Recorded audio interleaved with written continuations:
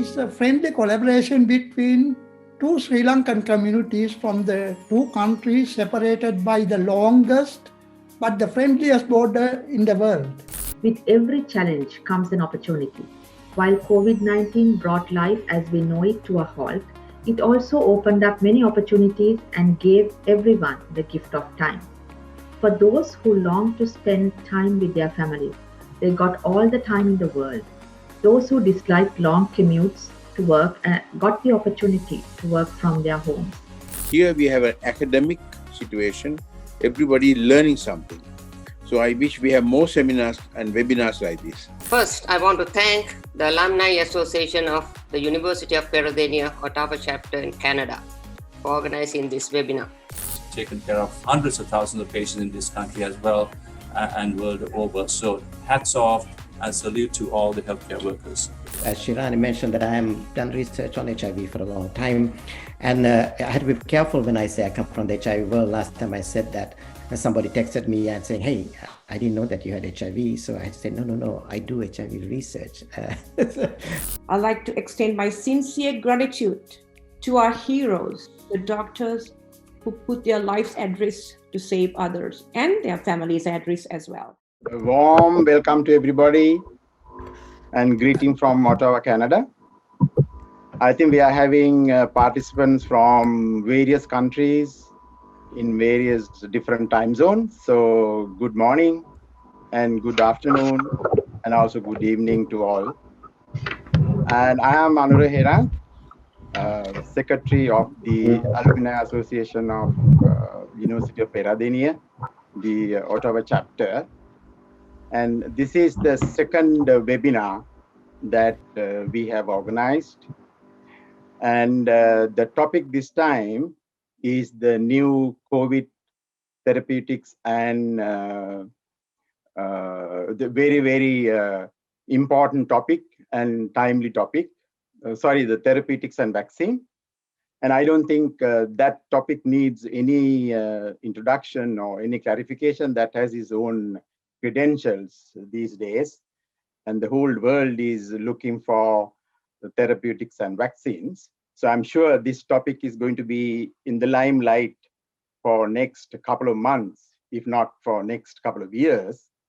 So this time, I must mention that we are very happy that we organized this webinar in collaboration with the Sri Lanka Foundation in California, in the States.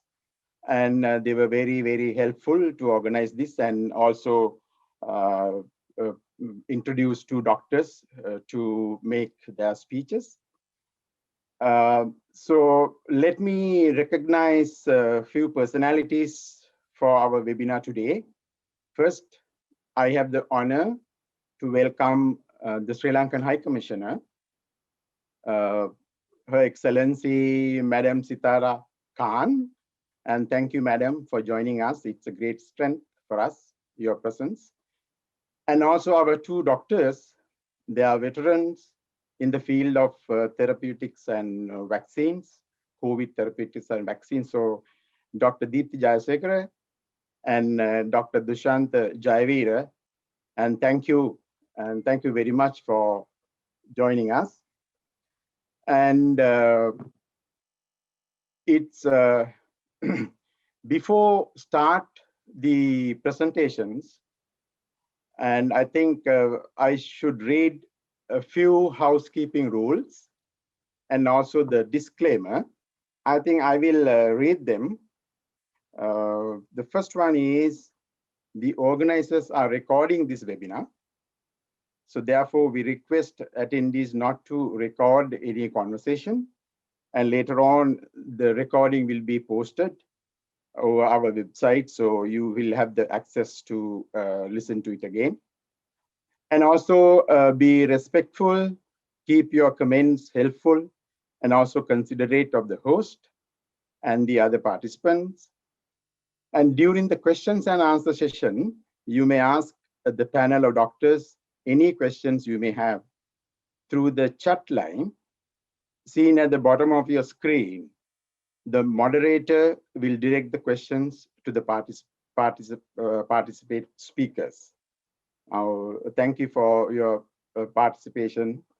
And let me also read the disclaimer. I think this is important for a webinar of this nature, because there are technical contents that will be presented. So this webinar is designed to provide helpful advice and information on the subject of the novel coronavirus called COVID-19. Individual diagnosis and concerns should be directed to each participant's personal physician.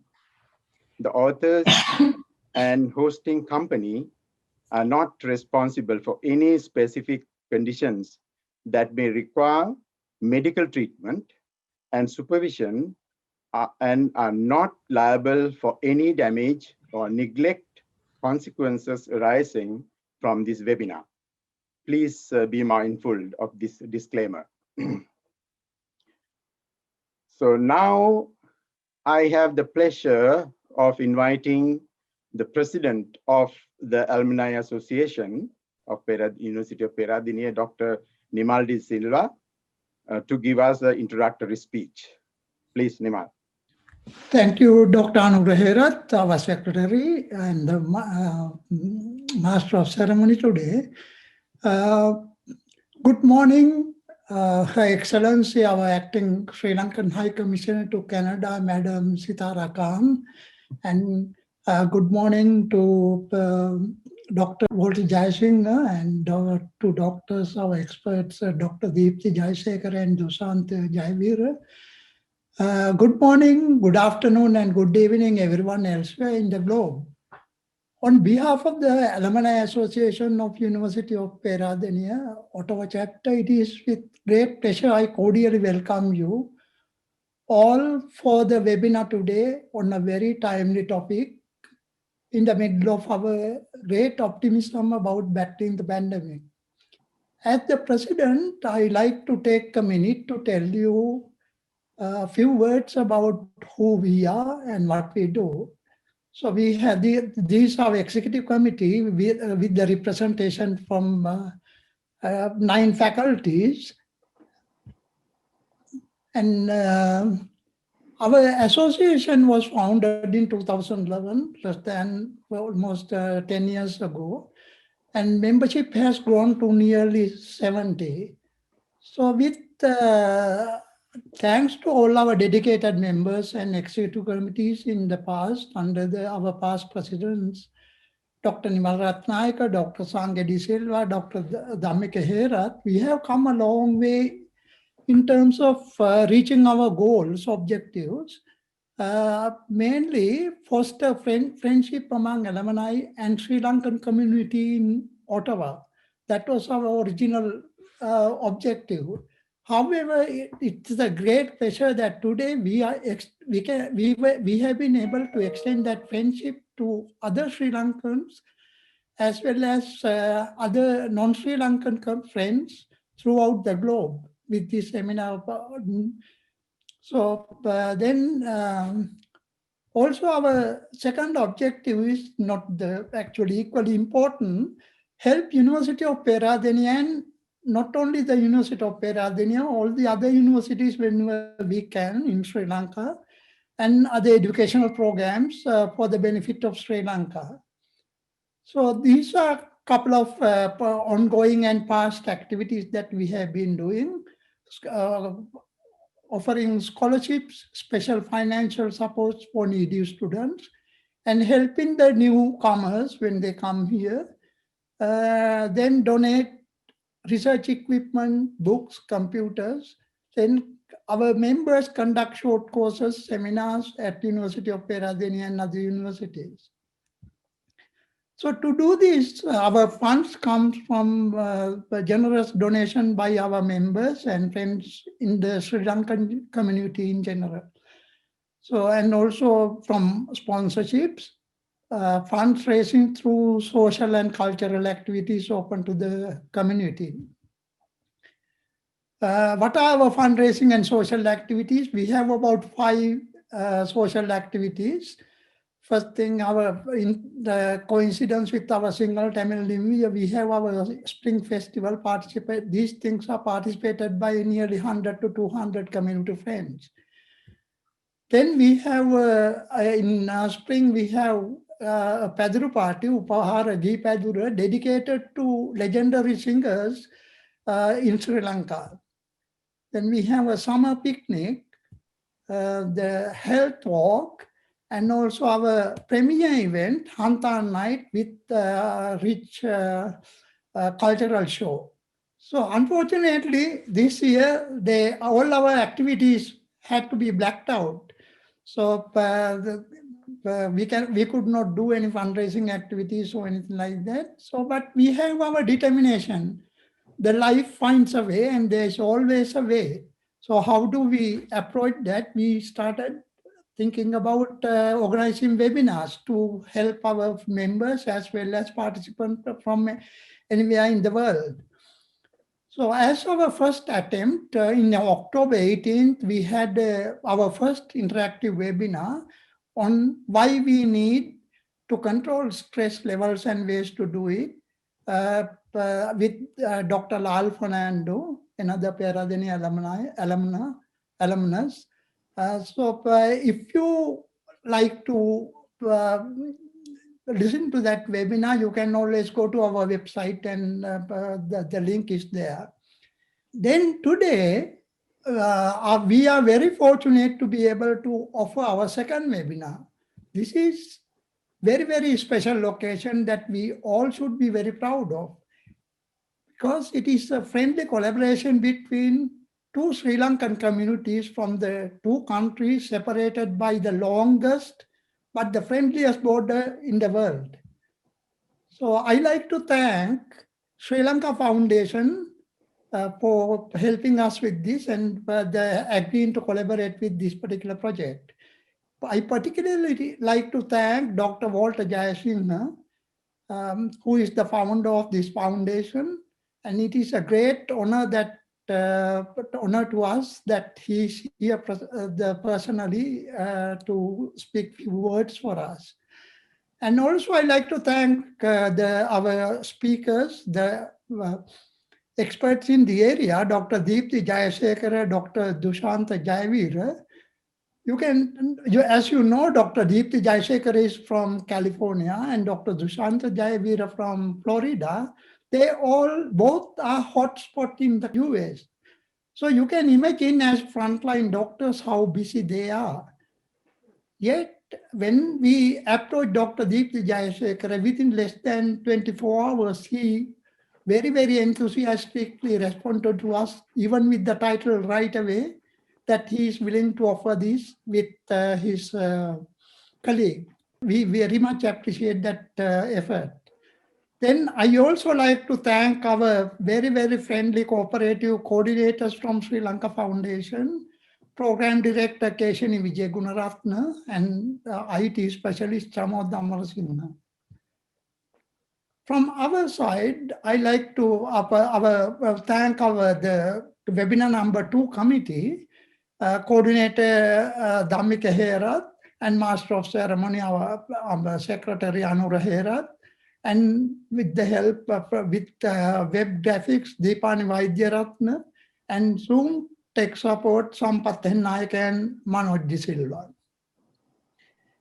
As we always say, last but not the least, we should appreciate our generous support from our sponsor today, Erika Ushlianage from Mortgage Alliance.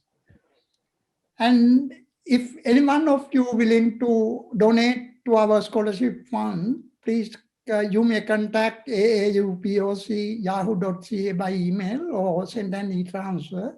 We very much appreciate that. And thank you all for your participation and interest.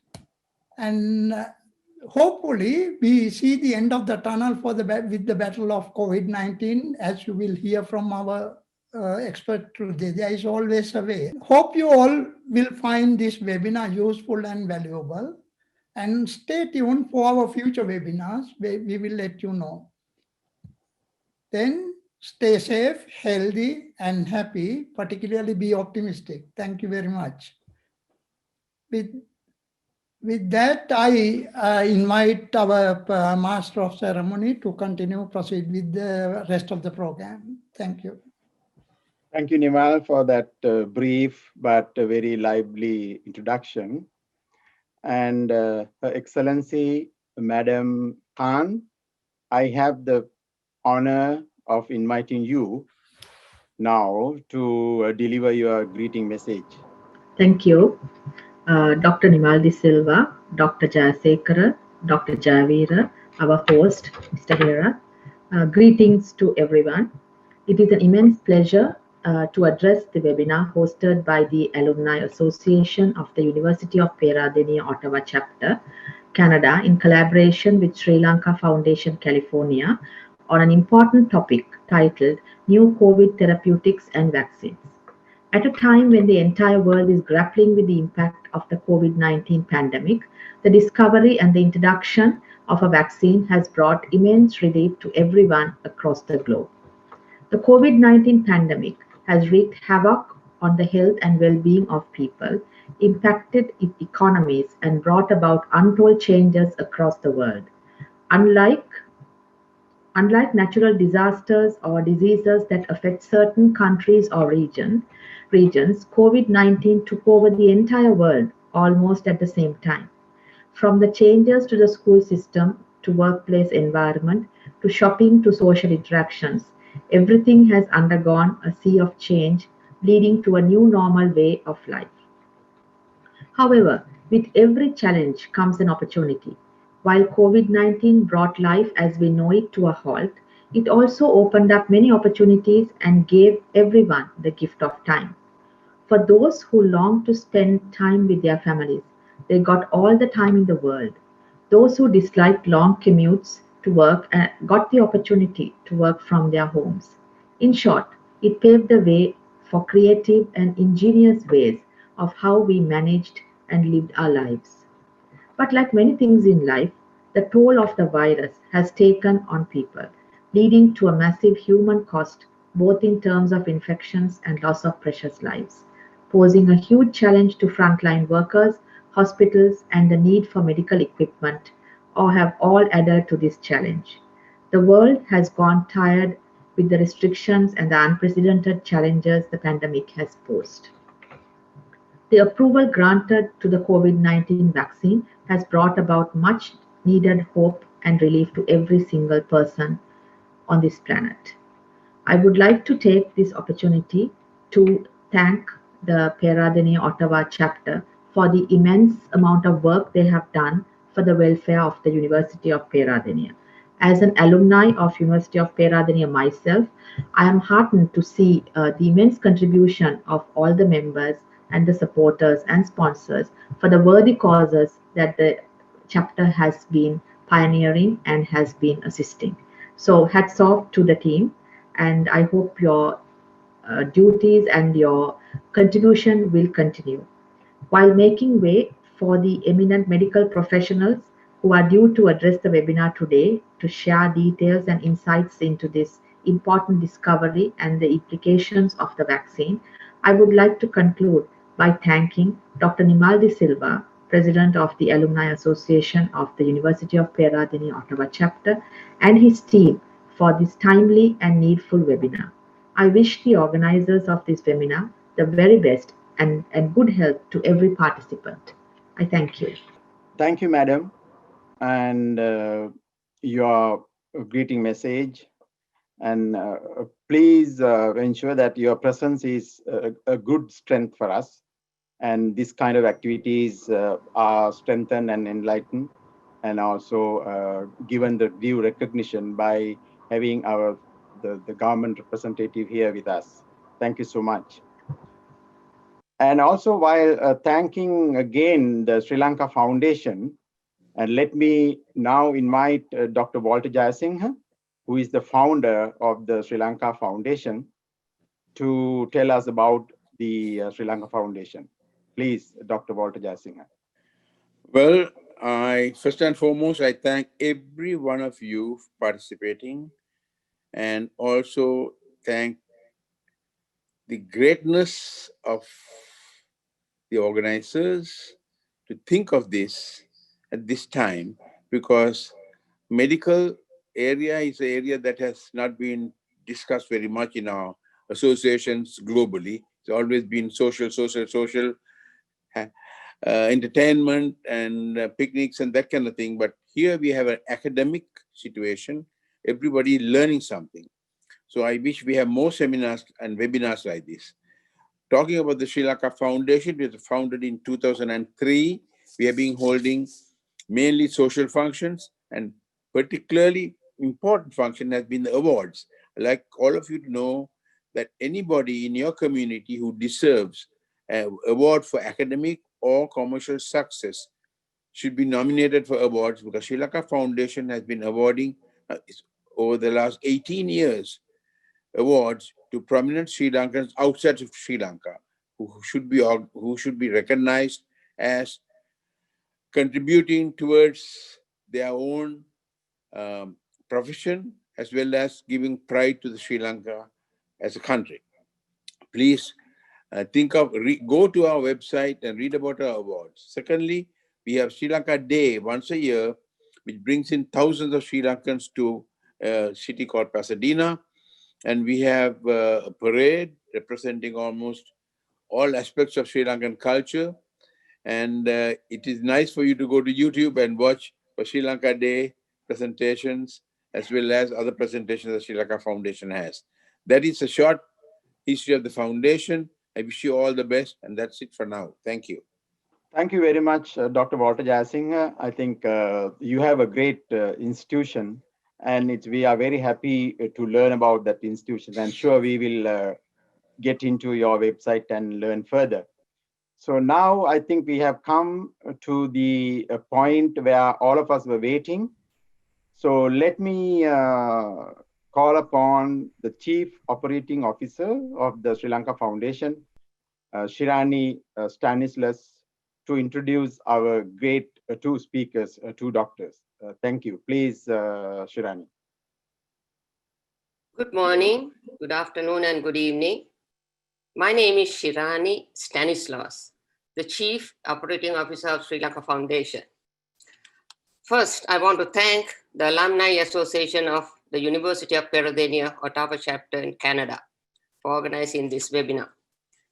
Today, I have the honor of introducing two eminent Sri Lankan physicians who will be addressing you on new COVID therapeutics and vaccines. First, Dr. Jayasinghe, who is the Medical Director of Sri Lanka Foundation. Dr. Jayasinghe is a board-certified infectious disease specialist and clinical professor at Western University, Chief of Infectious Disease at Eminent Health and San Dimas Hospitals in California, dealing with a broad array of infectious diseases. Dr. Jayasinghe graduated with honors from Colombo Medical School in 1992. He completed his residency at Colombo University Hospital, Sri Lanka. Having more than 28 years of diverse experiences, especially in infectious disease, Dr. Jayasinghe cooperates with many other doctors and specialists in medical groups. He is also involved in many charitable projects in Sri Lanka, in collaboration with Sri Lanka Medical Association of North America. Our next speaker is Professor Dushantha Jayavira. He is a professor in clinical medicine at the University of Miami. Currently, he oversees the infectious disease clinics at University of Miami, Miller School of Medicine, and Jackson Health System, where over 3,200 HIV-infected patients are managed. He has been a PI and co-PI, I believe it stands for Principal Investigator, in many NIH-sponsored studies in infectious diseases, drug abuse, and site PI of many industry-sponsored infectious disease studies. He is also a member of the Center for AIDS Research, as well as a senior investigator at the Clinical and Translational Science Award, both NIH funded. He has also been a site PI in over 80 clinical trials and published extensively on HIV and hepatitis C. He was the Executive Dean for Research and Senior Associate Dean for Research at the University of Miami Miller School of Medicine. He's one of the lead investigators in the Miami Clinical and Translational Science Institute. Furthermore, he's a member of the Executive and Steering Committee of the One Florida Research Consortium at the University of Florida. He's also a member of the Center for AIDS Research at the MSOM and the site PI for NIH-sponsored IMPAACT, which stands for Improved Physical Activity After Cancer Treatment, grant for HIV. He's the medical director of Phase 1 Clinical Research Unit at University of Miami Towers, where most of the stem cell studies are conducted. Thank you all, and a special thanks to our doctors. Now I hand the webinar platform to our moderator, Dr. Jayasinghe. Thank you once again for joining us. Good morning, good afternoon, good evening, everybody joining us from the US, Canada, and rest of the world. This is a very important and a pivotal time for all of us, because now at this juncture, we are talking about not just COVID-19 and the chaos the infection and the pandemic caused in our lives, but also the excitement of a vaccine development. So we're going to dive right into that after going through some of the preliminary slides like this. As we all know, we are going completely viral with this pandemic. This is the worst and the mother of all pandemics, as you know. This kind of pandemics happen once in a century, once in a lifetime. This particular virus, it looks beautiful here, but it's a ruthless virus, as you know. But the virus presents us a spike protein right on the surface, as you can see. That is a common target for vaccines. So we're gonna go into details later on.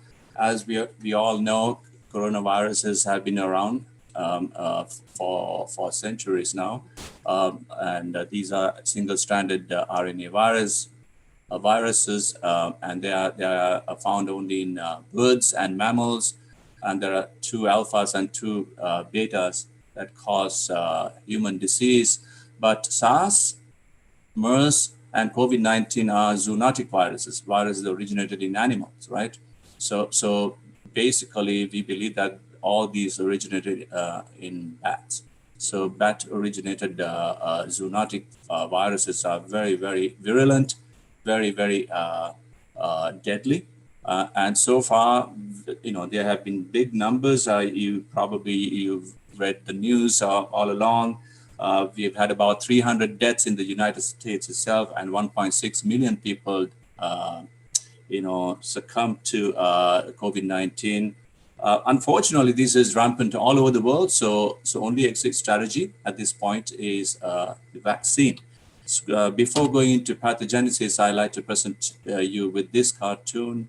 As you know, this is the RNA virus that has a great resemblance to or similarities to HIV virus. So HIV virus attaches itself to the CD4 cells, right? It's a T cell kind of a virus. And this is also a T cell virus.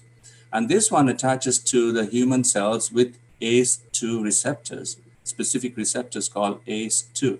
And there are some areas which are dense with ACE2 receptors, such as the lower respiratory tract and the lungs, epithelial, the alveoli. So once it attaches itself, it enters the cells and then binds or fuse with the envelope, and it goes through the normal process of translation and then viral assembly, viral release. So once the virus is released to the body, the virus is attacked with 2 mechanisms, all of us, right? We have T cells attacking the virus, and we have B cells attacking the virus. we are mainly focusing on B cells at this point because it's the B lymphocytes that produce neutralizing antibodies. It's as simple as that. Those are mostly IgG type of neutralizing antibodies, but T cell also plays a major role in combating the virus and then remembering the virus if you get exposed to it, or remembering the vaccine if you get exposed to the virus again later on in life. So T cell through memory, T cell killer cells, and then B cells through antibodies. So yes, we get it. We are all sick and tired and fatigued with this pandemic. This pandemic is raging through the world once again in their second wave. We are all sick and tired of quarantine. We are all sick and tired of washing our hands and distancing and canceling our parties and canceling our gatherings and all kinds of things. But at the end of the day, we should ask ourselves, are we doing the right thing? How do we return to the normalcy? There's a way out for this, folks.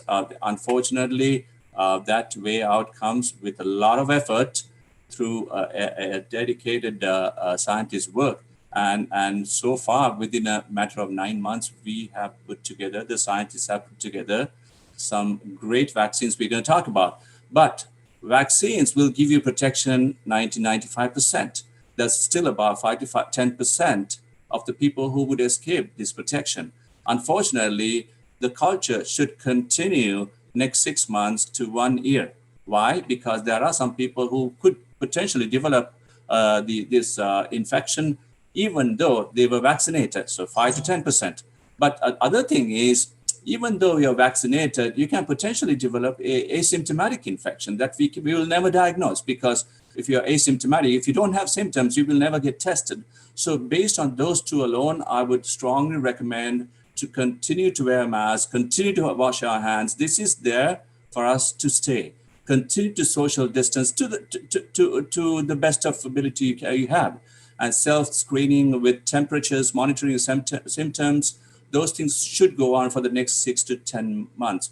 Change of culture and behavior is very, very important, especially we are experiencing an enormous surge in California right now. And we know why. We just had Thanksgiving, a very, very important Thanksgiving weekend. And there were, in spite of all the CDC warnings and recommendations, there were so many parties and stuff. So we got exposed, we know that. And our hospitals are completely inundated and we are completely swamped. I actually, for the first time in my life, I'm completely feeling helpless at this point. Hundreds of patients to be taken care of by us. We have had 5,000 cases already this year among my group mates of 6 infectious disease specialists in my group alone, but in my area alone. But think about all the other areas in this country. So we are completely upside down. So please help us by taking this vaccine. We are here to educate you. So when you talk about vaccines, generally we talk about COVID-19 vaccines at this point, but please, ladies and gentlemen, do not forget your influenza vaccine this time around, because we don't want a twin-demic. Please don't forget your pneumococcal pneumonia vaccine. Everybody over 65 should get their pneumonia vaccine, Pneumovax and Prevnar 13. We have the system in place for that. There's a due process for all these vaccines. And then another respiratory virus will be a pertussis vaccine. That's given every 10 years. So we're going to talk about, before we talk about the vaccine, I like to present the 2 formulas that I always talk about. DREAM for preventing COVID-19. This is very well known, but I just put it together, courtesy of Sri Lankan physicians. Distance, D for distancing, R and E for respiratory etiquettes. 3, aseptic technique, meaning hand washing and hand sanitizing. 4 for masks, and I've added mRNA vaccines to that. And in order to treat, once you get the disease, once you get the infection, 80% of y'all will be at home. You'll be doing fine, but you still have to take some precautions in order to protect yourself from complications and protect others from getting the disease. But about 10 to 20% will have to go into the hospital. You will have to seek medical advice. Unfortunately, at that point, we have to admit you if you are experiencing shortness of breath. So therefore, DRAPE protocol or DRAPE formula is very, very important for all the physicians to use because it's very complicated now. We have so many FDA-approved medications And worldwide, there are so many government-approved medications for COVID-19. Number one, D is dexamethasone. It's a steroid, and that was confirmed to have mortality benefits with a recovery trial by Oxford University. Number two is remdesivir. Remdesivir is the only antiviral approved for COVID-19, and it's very effective in shortening the duration of COVID-19. Some institutes combine another JAK1 and 2 inhibitor called baricitinib to remdesivir, but remdesivir is given across the board in this country. Antibiotics, A for antibiotics and ancillary vitamins, very important. Antibiotics, why? Although it's a virus, it's associated with high mortality when there's secondary pneumonias. So we give ceftriaxone and azithromycin in that situation. Vitamins are vitamin C, vitamin D3, and we also added zinc sulfate to that. And A for antibody cocktails, I think Dr. Jayasinghe is going to talk about new exciting antibody cocktails that will prevent hospitalizations in high-risk patients with mild to moderate infections. Eli Lilly and Regeneron both put out these monoclonal antibody cocktails. We got the FDA approval for that. And P for plasma, convalescent plasma. Initially, it's going to boost your antibody pool to combat this virus. P for proning. So if you sleep on your sides or on your belly when you have shortness of breath, that'll help optimize your oxygenation. And last but not least, E for enoxaparin, which is a blood thinner, anticoagulant. So timelines for the development of various vaccines. So I'm going to dive right into this now because obviously we are talking about vaccine. It is very exciting. And this is completely unparalleled to what was going on before. We are about to witness the greatest mission that the US government and other governments undertook last century. What is that? Rollout of a vaccine or vaccines. Now, when you talk about vaccines, we're going to talk about two different types of vaccines: traditional convention type of vaccines versus fast-track emergent type of vaccines. As you can see on this slide, polio was the classic traditional vaccine. It took about more than 60 years to develop an effective polio vaccine. Salk and Sabin, right? Sabin oral vaccine actually eradicated polio from this world in 1981. So polio is no more except in 3 countries: Afghanistan, Pakistan, and Nigeria, for very well-known reasons. But Ebola vaccine is somewhere in between. Ebola, it came into limelight in 2014 with a massive pandemic. Unfortunately, we didn't have the vaccine. But the same thing happened in 2019, 18 or 19 in Congo. We had the vaccine at that time. So that actually prevented a lot of death because Ebola, as you know, can be transmitted through blood contacts and blood-related contacts with 100% case fatality, mortality, right? So that was prevented by the VSV vector vaccine called Ervebo, E-R-V-E-B-O. Now we are talking about 3 different pandemics, coronavirus pandemics: SARS, MERS, and COVID-19. Those are typical pandemics, right? Those pandemics have to be dealt with therapeutics and vaccines. Unfortunately for SARS and MERS, we didn't have a vaccine. There were preliminary attempts to come up with a vaccine, but because of lack of funding and other political issues, those attempts died down. But COVID-19, hats off, ever since the Chinese scientists gave us the genetic code for COVID-19 in January, a lot of universities, academic centers, and companies across the globe jumped to the idea of coming up with a vaccine.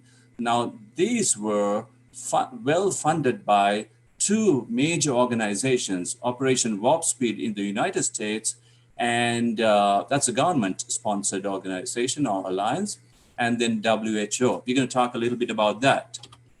So ideal vaccine development is given on this cartoon, and courtesy Dr. Jayasinghe. So ideal vaccines developed with a rigorous process, as you know. Research and development and validation of components of the virus and the targets. Once you are done with that, you jump into preclinical animal studies. So I'm going to go through this very fast. So once the preclinical studies are over, we're going to jump into clinical studies. Phase 1 about safety. It's all about safety. Once you've passed that, you go to safety and efficacy. Phase 2. Efficacy is how effective the virus is. Now we have two vaccines. Pfizer vaccine followed by Moderna vaccine, both 95% effective and almost 100% safe. This is a great thing. This is actually the greatest achievement on earth last century or so. Phase 3 clinical trials, they are going to look into efficacy, protection of COVID-19, and then the other intricate details. So once you go through that process, we need to find out whether the review, the other scientists' reviews and the logistics are looked into, manufacturing, worldwide distribution, those things. And supply chains have to be addressed.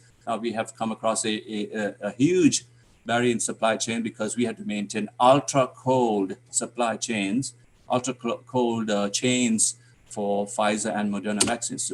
So typically, we don't use human challenge studies for vaccine development traditional way, but in pandemics and in certain situations, we have used human challenge trials to fast track phase 3. Otherwise, we'd be stuck with 5 to 10 to 15 years of vaccine development. Rather than that, new technology, the cutting edge technology has helped us to go through this process of phase 3 very quickly so that a vaccine can be designed and developed within a matter of 9 to 10 months. So when you talk about vaccines, we have to talk about adverse. It's all about safety, safety, safety. Adverse reactions, and side effects. If you develop adverse reaction side effects, you're not left, in the dark. And you have to know that you're not alone. We have some very, very strategic systems in place to help you out, such as a smartphone app called vSafe, which will be sent to you by CDC. vSafe is a smartphone-based tool or app. And there's another system called Vaccine Adverse Event Reporting System. It's already in place, actually, even with other vaccines. It's called VAERS, VAERS. And then the provider can actually report adverse events and the side effects right away. If you are injured, if you are hurt with the vaccine, there's a way to get compensated. It's called Vaccine Injury Compensation Program. That's also in place. And then for healthcare workers, which is the first layer of COVID-19 vaccination, Axion Health platform is already in place. So, but before talking about the vaccine, we have to, be very grateful to these two organizations, COVAX, followed by Operation Warp Speed. COVAX is an alliance of vaccine development. This is the vaccine pillar of ACT Accelerator of WHO. So this was launched by WHO, Gates Foundation, and CEPI, which is Coalition for Epidemic Preparedness Innovations. And the whole point of putting together this alliance is to make sure that there's fair distribution of this vaccine. Not only that, but also to support the countries and the companies who were struggling with funds in creating this vaccine. So the goal was 2 billion doses of COVID-19 vaccine by the end of 2021. More than 1.5 billion pledged for global accessibility and fair distribution of this vaccine, thanks to the efforts of WHO and 184 countries in that. Operation Warp Speed was set up by the US government. It's a government initiative to mitigate the financial risks of vaccine and therapeutic development by providing funds to the companies and helping coordinate clinical trials. In other words, Operation Warp Speed has given money, funds to the pharmaceutical giants to go ahead and help out the scientists to develop the vaccine. Not only that, they will make sure that the distribution, the rollout will be done smoothly, and everything's in place as we speak. The first Pfizer vaccine was was launched a day before yesterday. That was December 11th in the United States. Pfizer vaccines are already approved in 6-7 countries already, including the US, UK, Canada, Bahrain, Saudi Arabia, and Mexico. So all these are in the US. The entire intricate and complicated, convoluted process of vaccine distribution is monitored by Operation Warp Speed. And this is a coordination between CDC, NIH, National Institute of Health, and Biochemical Department, Department of Defense, Biomedical Department, Department of Defense, and DHHS, that's Department of Health and Human Services. And basically, the very first company, pharmaceutical company that benefited from Operation Warp Speed was Johnson & Johnson. In March, they got $450 million for vaccine development, and they're doing a great job with that. And Dr. Jayasinghe is going to talk about it. He's actually in the thick of it. Other partners such as Pfizer, Moderna, AstraZeneca, Regeneron, Sanofi, and GSK, and convalescent plasma, Mayo Clinic, all those benefited from Operation Warp Speed. So when you talk about vaccines, there were so many vaccines about 6 months ago, kind of racing against each other, racing against time. So when you talk about the preliminary vaccines, Pfizer vaccine wasn't even here. Pfizer vaccine, which is an mRNA vaccine, made a beeline to the front thanks to the dedicated efforts of all the scientists they working for them. But on this slide, you can see Moderna vaccine, Moderna is a mRNA vaccine. Moderna company in collaboration with NIH, the United States NIH, actually designed this study in July, launched the phase 3 trials, and now they have the results. And interim analysis showed that it's 100%, it's 95% effective.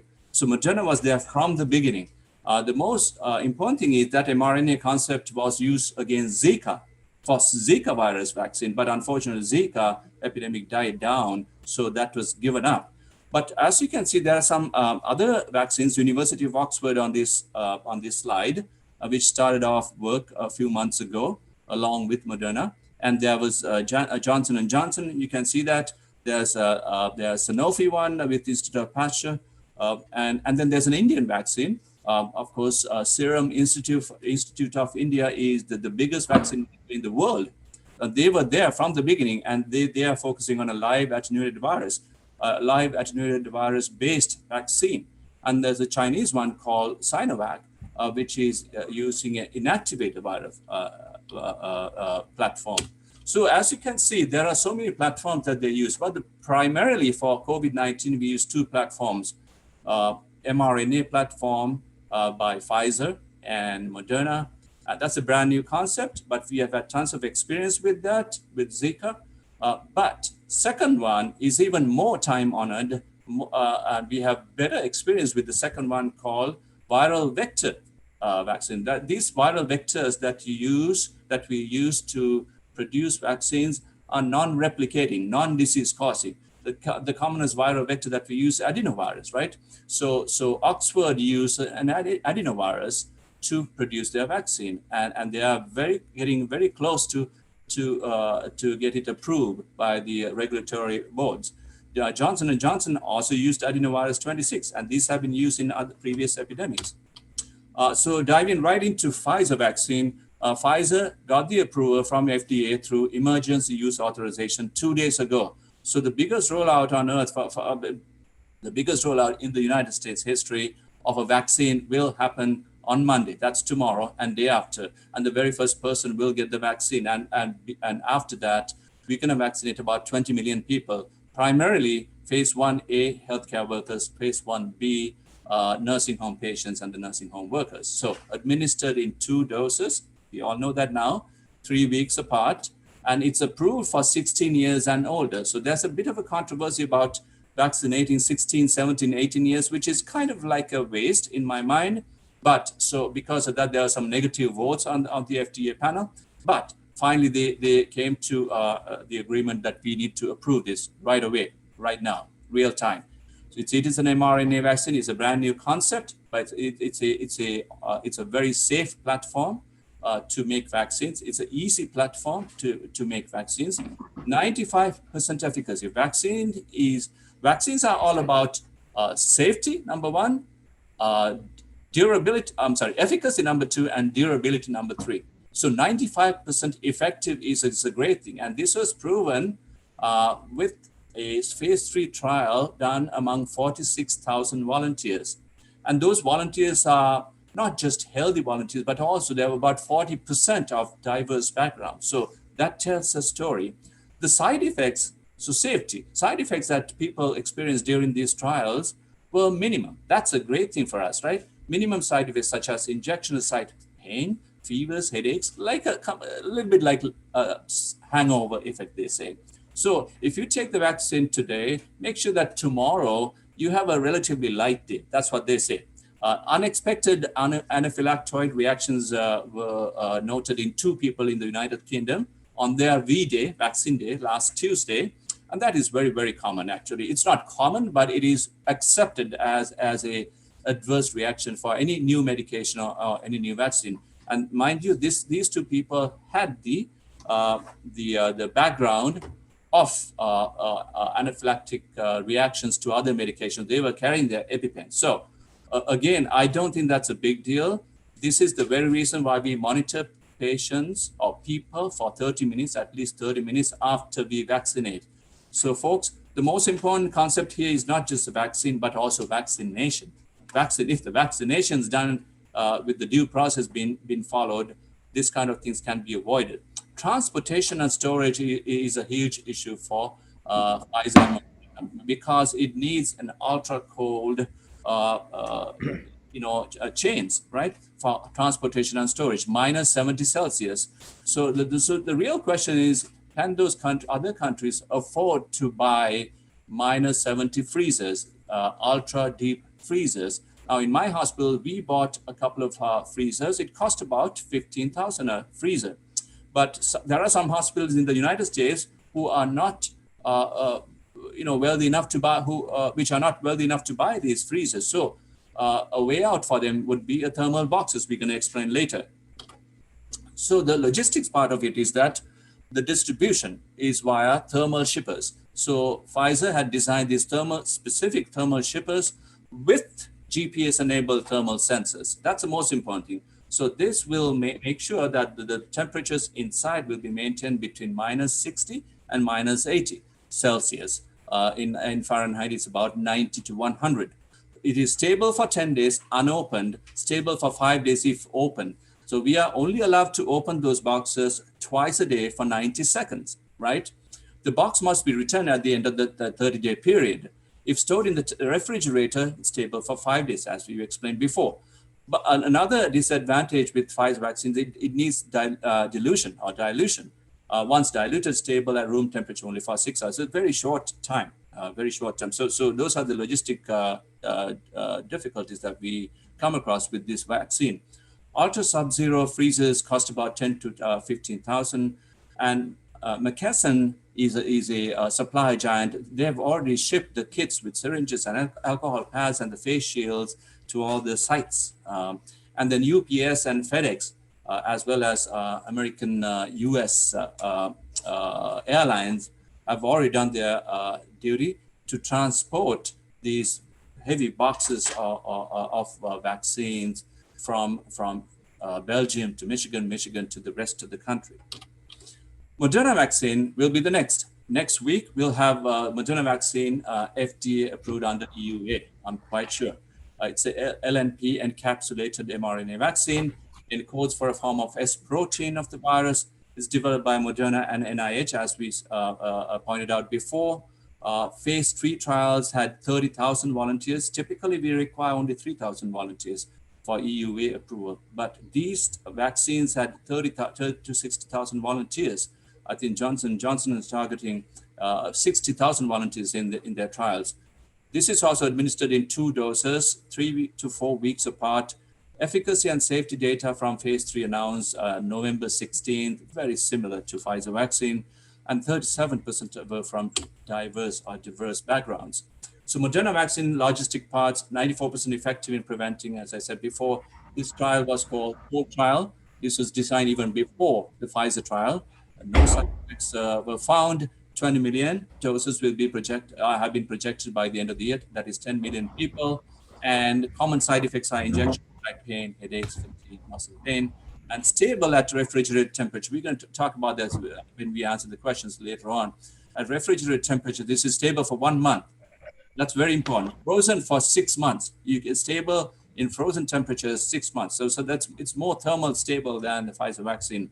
And another advantage, no dilution required at point of care. But unfortunately, this has now been tested in children and pregnant mothers. So they were very upfront with that. Pfizer tested them in some children. So that's why they approved for 16 years and above. So Johnson & Johnson, I think Dr. Jayavir is going to talk about it. This is the only vaccine which is given in one dose, and it's a thermally stable, so it's suitable for warmer temperatures. That's using adenovirus platform, which is a viral vector platform. Oxford vaccine in partnership with AstraZeneca. Again, it's a time-honored platform. It's a viral vector platform called chimpanzee adenovirus OX1, CHAD OX1, adenovirus virus vector, and very safe that way.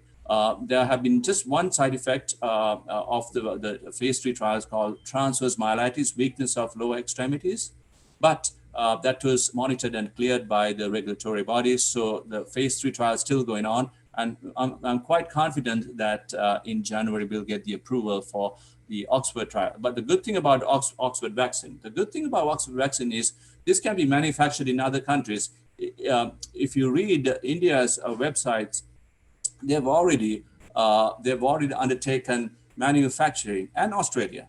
They've already undertaken manufacturing the Oxford vaccine, millions of Oxford vaccine. For India, 600 million Oxford vaccine within the next 3 to 6 months. So that's very doable in other countries. And they are working in close partnership with WHO and Operation Warp Speed. This is the cartoon or illustration of the viral vector-based vaccine development. From one side, on the left-hand side is the chimpanzee adenovirus. So that's a virus that is unable to cause disease because it's unable to replicate. From the right-hand side, you take the spike protein of COVID-19, and we do some gene sequencing, genetic coding, spike protein, and gene sequencing, and we combine the two together to form the vaccine. And this vaccine can generate neutralizing antibodies. I'm also very excited to talk about Sanofi and GSK, Glaxo COVID-19 vaccine. Unfortunately, there's a bit of a delay just a few days ago because of the lack of efficacy in older folks, but they're going to correct that. As you know, Sanofi is a pharmaceutical vaccine giant, and over the years, it has produced so many very effective vaccines, including your influenza vaccines. There's a French company of Sanofi, Pasteur, influenza vaccine, hepatitis A, B, varicella, and Bordetella, and so on and so forth. So they use a platform called protein-based platform. So Sanofi and Glaxo use a protein-based platform. And then the next one that I'm going to talk about, Novavax, are also going to use a protein-based platform. So these are a time-honored platforms, but that use it's an adjuvated recombinant technology. So it's a brand new, like cutting-edge technology to produce 200 million doses as they pledge to COVAX and WHO, and 100 million doses pledged to Operation Warp Speed. 2 doses, 28 days apart, just like the other vaccines, except the Johnson & Johnson vaccine, which is only given in 1 dose. Phase 3 clinical trials will be, they were targeting to end these phase 3 clinical trials by the end of January, but it's not going to happen in January because of the hiccup that they experience in older population, unexpectedly low efficacy because of low antigen content. So the second Sanofi virus vaccine is made in partnership with Translate Bio company, which is an mRNA vaccine. So stay tuned for that. Novavax is a protein subunit-based vaccine. Novavax is a US company, and it is also using an adjuvant or a supportive chemical called Matrix M. Matrix M has been used in the production of NanoFlu, the brand, another new quadrivalent influenza vaccine. So it has history and experience. 2 vaccines 3 weeks apart. Phase 3 trials already had 15,000 volunteers in UK completed. So those results will be out very soon. 25% were over the age of 65 years, and 5,000 were tested in South Africa already, and some of them were HIV patients. So we're going to get some new perspectives with Novavax trial. So it is using particle technology, not nanotechnology. And Inovio technology is also very important because this is a very fast track trial. And this is one of our neighbors, San Diego Labs. They recently announced they can make a vaccine within 3 hours. This is a DNA vaccine, and DNA vaccines can be produced very fast, very rapidly, whereas, in 3 hours. That's a very short time. It's in phase 3 clinical trials. And actually, MERS vaccine, the only MERS vaccine that was in phase 1 trial was produced by Inovio. And it's fast, stable, and quick designing and manufacturing process. And safety profile is and tolerability profile is so good. But the thing about Inovio is it is delivered directly into the cells via a smart device, a proprietary smart device. Now, we don't know the details about that at this point. So having said all these things about potential vaccines that are going to come out within the next 3 to 6 months, I always want to point out that there are about 200 vaccines that are, the phase 1 trials are going on at this point.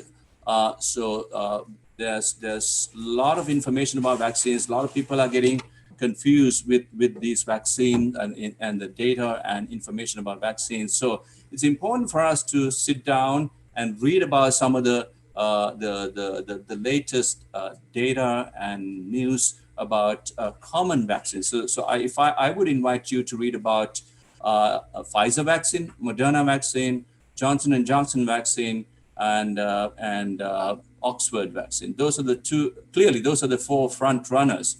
When you talk about, last but not least, when we talk about vaccine development, we cannot forget the fact that safety is our primary goal.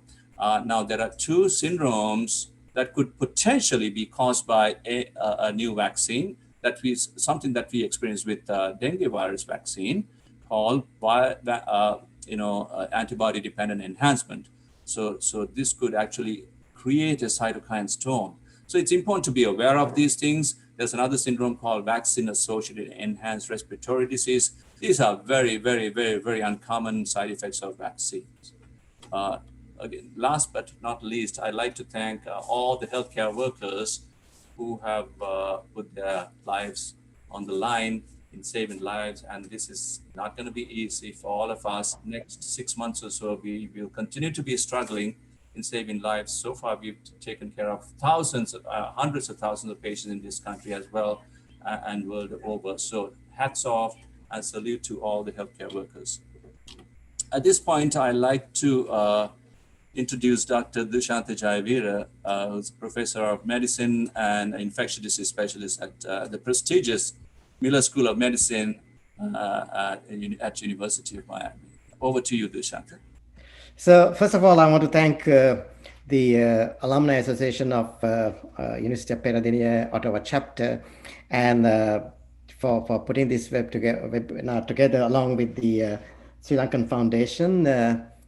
You can't mention Sri Lankan Foundation without thanking Dr. Walter Jayasinghe and his wife, and also Deepthi, who introduced me to the foundation, and I've been working with them closely on these webinars. I want to thank Shirani for that introduction. Wow, my mother couldn't have introduced me better. That is really something. Thank you, Shirani. And of course, Anura, for giving me some tips on about the slides about the audience, because I think if I gave my original plan, I think that would have been not very suitable. And Her Excellency, Madam Ambassador, what she said was very true, that it's actually along with the challenges that one gets with things like COVID-19 comes the opportunities for people to spend time and catch up with their families. Unfortunately, that didn't happen to me and Deepthi because I haven't taken a day off since April. I have worked every day, Saturday, Sunday, and weekends because we are running clinical trials, we are seeing patients, so it just doesn't stop. So with that, I get started, and I'm particularly fond of Peradeniya because my older brother was the dean for the medical school many years ago, and he passed away 2 years ago. So I have been to Peradeniya many times. With that, I'll get started. So I kept off the vaccines because I can't say anything more than what Deepthi has already mentioned about vaccines. So, but I'd be happy to answer questions. But I left out the vaccine part on my talk. So I come from the HIV world, as Shirani mentioned, that I am done research on HIV for a long time, and I had to be careful when I say I come from the HIV world. Last time I said that, somebody texted me and saying, "Hey, I didn't know that you had HIV." So I had to say, no, I do HIV research. Not that there's a huge difference. The life expectancy change between the HIV and non-HIV is about 7 years. And if you're going up to about 90 years, I mean, 7 years is not a huge deal. But the important thing, I put this slide on the plague because this I used to think when the HIV came. But this was written by Albert Camus about the plague in North Africa. And one of the greatest sentences was they fancied themselves free, and no one will ever be free as so long as there's pestilence. And this is one thing that we, when I say we, the Sri Lankan, the middle-income countries and low-income countries were always aware of the pestilence. And there is an inbuilt plasticity in the health system, always expecting pestilence to come. And the freedom, so people mistake freedom as, you can talk what you want and do what you want. That's the United States definition of freedom. But I think countries like Sri Lanka understood what freedom slightly differently. Freedom is the freedom of health, education, and those things, which we had got it really right. So despite our wealth, technology, and scientific knowledge, the current pandemic, the deaths have been the greatest among the weakest living in the strongest countries. I think there was a question in the chat line, I don't know why Africa is so protected. We'll talk about this later. But I think what really showed was that small countries have more plasticity in the health system in the presence of pestilence, and you can move things around. So with that, I can get back to something what we're going to talk about. So I'll give a brief introduction, and I'll talk about a little bit of epidemiology, how the disease, how each countries are reacting. I'll talk about Canada, Sri Lanka, and other countries. The clinical presentations, I'll talk about the diagnosis and treatment, and we can take some questions after that. So I like this thing, your Alumni Association, the emblem, which says "Together we march forward," which is actually very true. So as of today, just this 2 hours ago, I checked the Johns Hopkins website, and Sri Lanka today has got 32,000. It's really sad because we had a really good system in place for prevention, and we just lost it. I have the plan. I'll show in a couple of slides down, but still, compared to the rest of the world, we had done pretty well. The deaths were only 149. Florida, which has the similar population to Sri Lanka, has 1.1 million, despite how rich Florida is, and we had 19,000 deaths. As Deepthi said, his group has had 5,000 cases. I work at University of Miami and Jackson Memorial System. We have about 8,000 cases over the pandemic. We have managed. Fortunately, that our death rates have been pretty good in our system. Across the world, you see this, 71 million, and Canada has done reasonably well at 458,000 cases with only 13,000 deaths. So Canada has, I think, managed it quite well for a developed country. So if you look at the daily new confirmed cases, I put this graph to show relative incidence about the cases. Obviously, Sri Lanka was doing very well at the beginning, and but then we had these spikes. part of the problem is that you get COVID fatigue. You can have the best system in the world, but if people don't follow instructions, this happens. And then, I mean, we are human, we all make mistakes, and then that's what it is.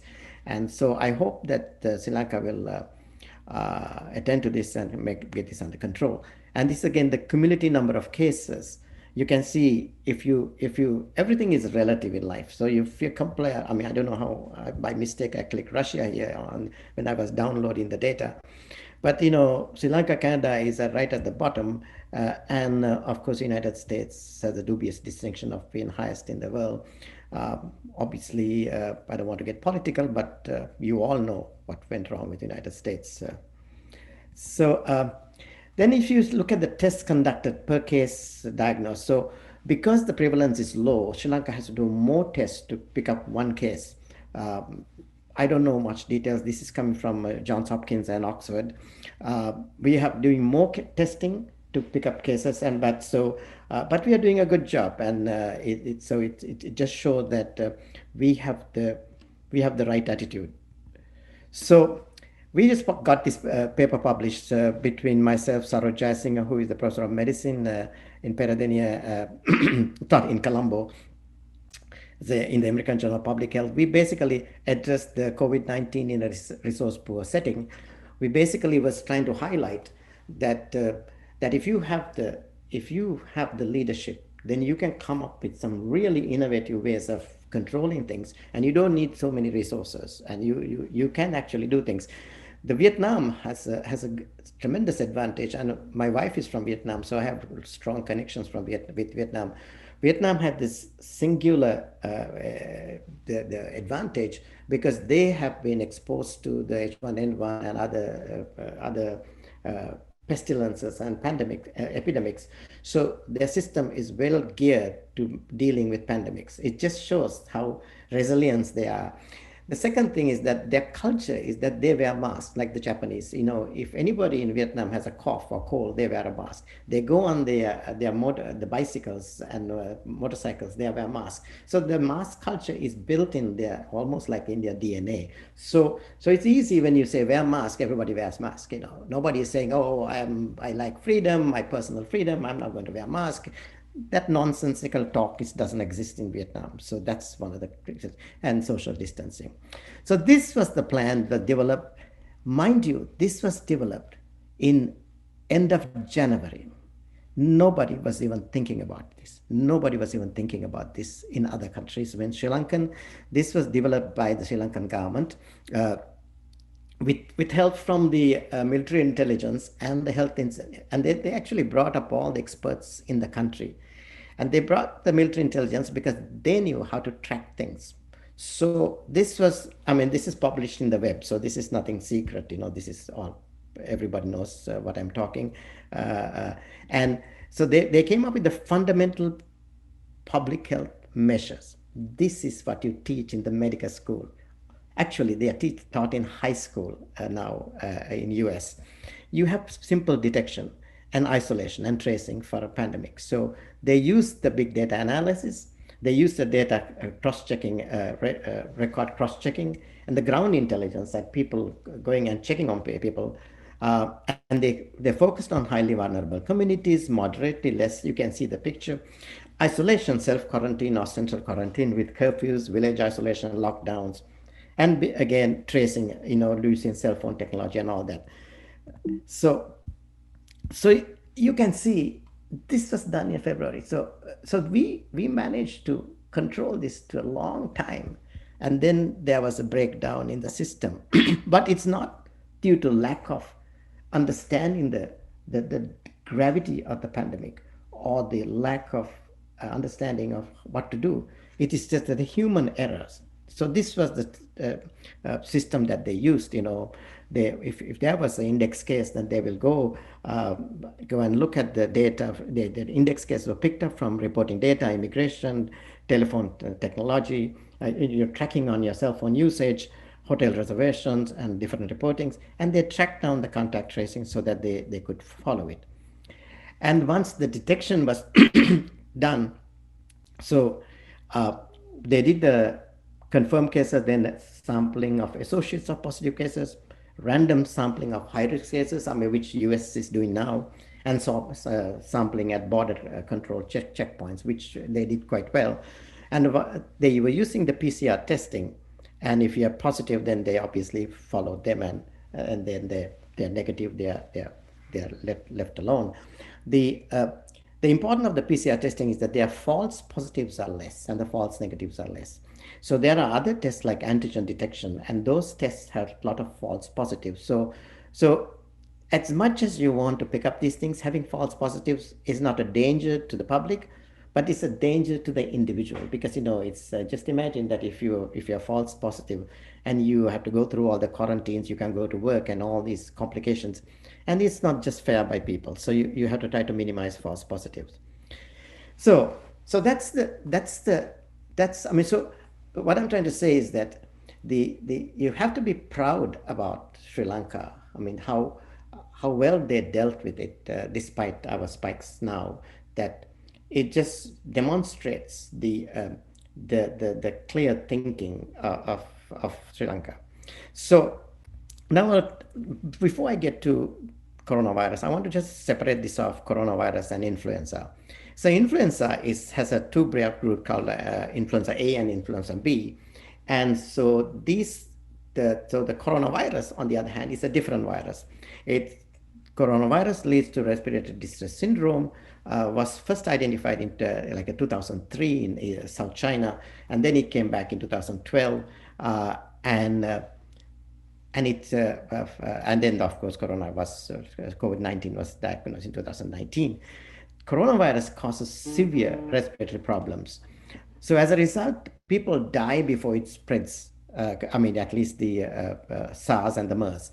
COVID-19 was slightly different. It was like a lower grade of infection. It does cause death, but not the way SARS or MERS were causing. On the other hand, the influenza is much more benign, although it kills a lot too, but it's not the same rate as corona. And in 2009, there was the novel coronavirus H1N1 pandemic, that because of the antigenic shift completely from H1N1 to the pandemic flu, which was quite devastating. So there's a fundamental difference between these two. So now, before I get to, Deepti talked about the vaccines and how good the Moderna and Pfizer are, and even for when Oxford is coming, their vaccines are slightly less. But if you look at the flu vaccine, it's only about 45% for any influenza vaccine success, and 51% among the young, and the 37% among the old. So this is the success rate that we are currently vaccinating people. So when coronavirus vaccine comes, it is 3 times more effective than flu vaccine. So it's unconscionable that if you refuse to take this vaccine, of course, people are worried about the safety and things like that. Unfortunately, in the United States, the general public has this tremendous suspicion about these vaccines because of some crazy people making conspiracy theories. So in general, in the United States, only about 60% people agree to vaccinate. Now, let me compare this with Sri Lanka. Sri Lanka, according to WHO, you can Google it, 99% success rate in vaccine. So in fact, it was too good to be true. I called my colleague, Walter Jayasinghe, asked, can you just check the data? Because Sri Lanka had 99% success rate. Because one thing is that we have an infrastructure that is well developed for community care. We have medical officers of health. We have community case workers. We have, the village headman. In fact, United States is trying to do that. They are starting a new thing called community health workers, which we have been doing it since 1950s. So you have to see that we have systems well placed in Sri Lanka. So if vaccine comes, Sri Lanka would be vaccinating almost 100% if we could afford it. So I'm going to skip this slide because Deepti showed it. So the question is, so how long does it take once you get infected? How long does it take for you to have symptoms differ. That's what we call the incubation period. So the incubation period is 5 days, roughly about 5 days. This is coming from the Chinese data, and this has been reproduced by multiple studies in US. It's roughly about 5 days, but the duration may vary. There's of course a standard deviation. It from quite a lot. I mean, it could be a couple of days to 3 weeks, but basically incubation period is 5 days. And these are the symptoms. So you can come with headache, you can come with cough or sore throat, shortness of breath. We all know that. But the funny thing is that now people are coming with atypical presentations. So we are wondering whether the virus is slowly drifting antigenically, or our previous exposure is changing us or the virus. Something is changing because, and for example, I was doing one of my regular clinics on Friday. I picked up 2 patients. One came with saying, I have diarrhea and I feel tired. No shortness of breath, nothing. So I said, hey, listen, I need to test you for COVID-19. So I had to send him off and, isolate him. The second patient came with, I lost my appetite and I can't smell. Obviously, that is but unless you ask, people can say, I cannot smell. But if you directly ask the question, they say, my smell is going off and my taste is going up. I don't feel like eating. So it's important to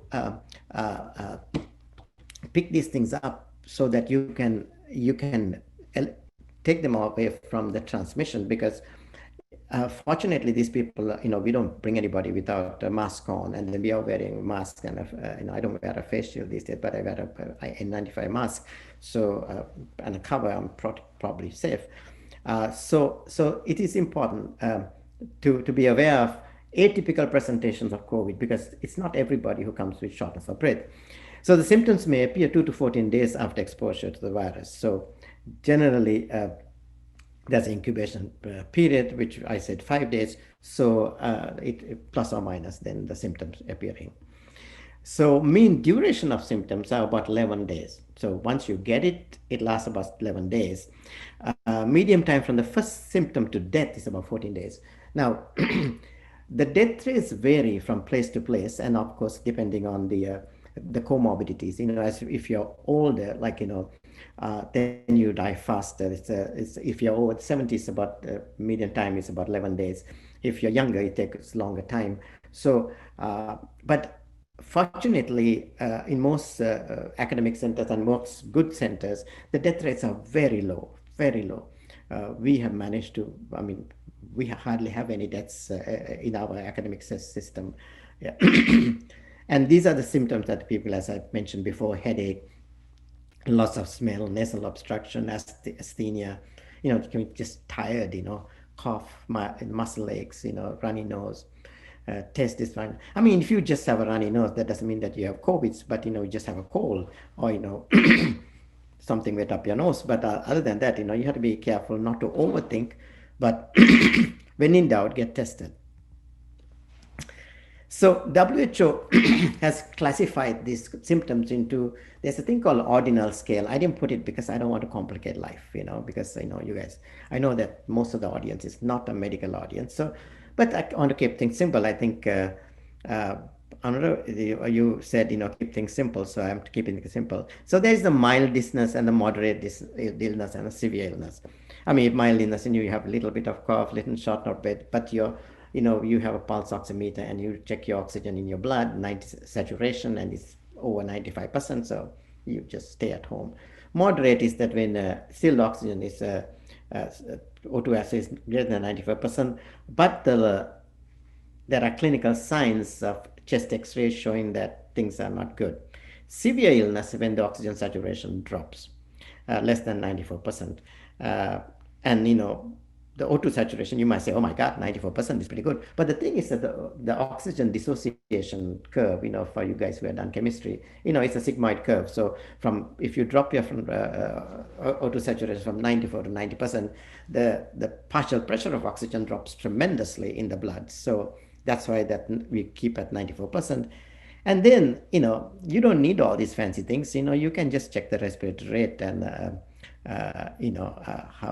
how the patient feels, and the things are not good.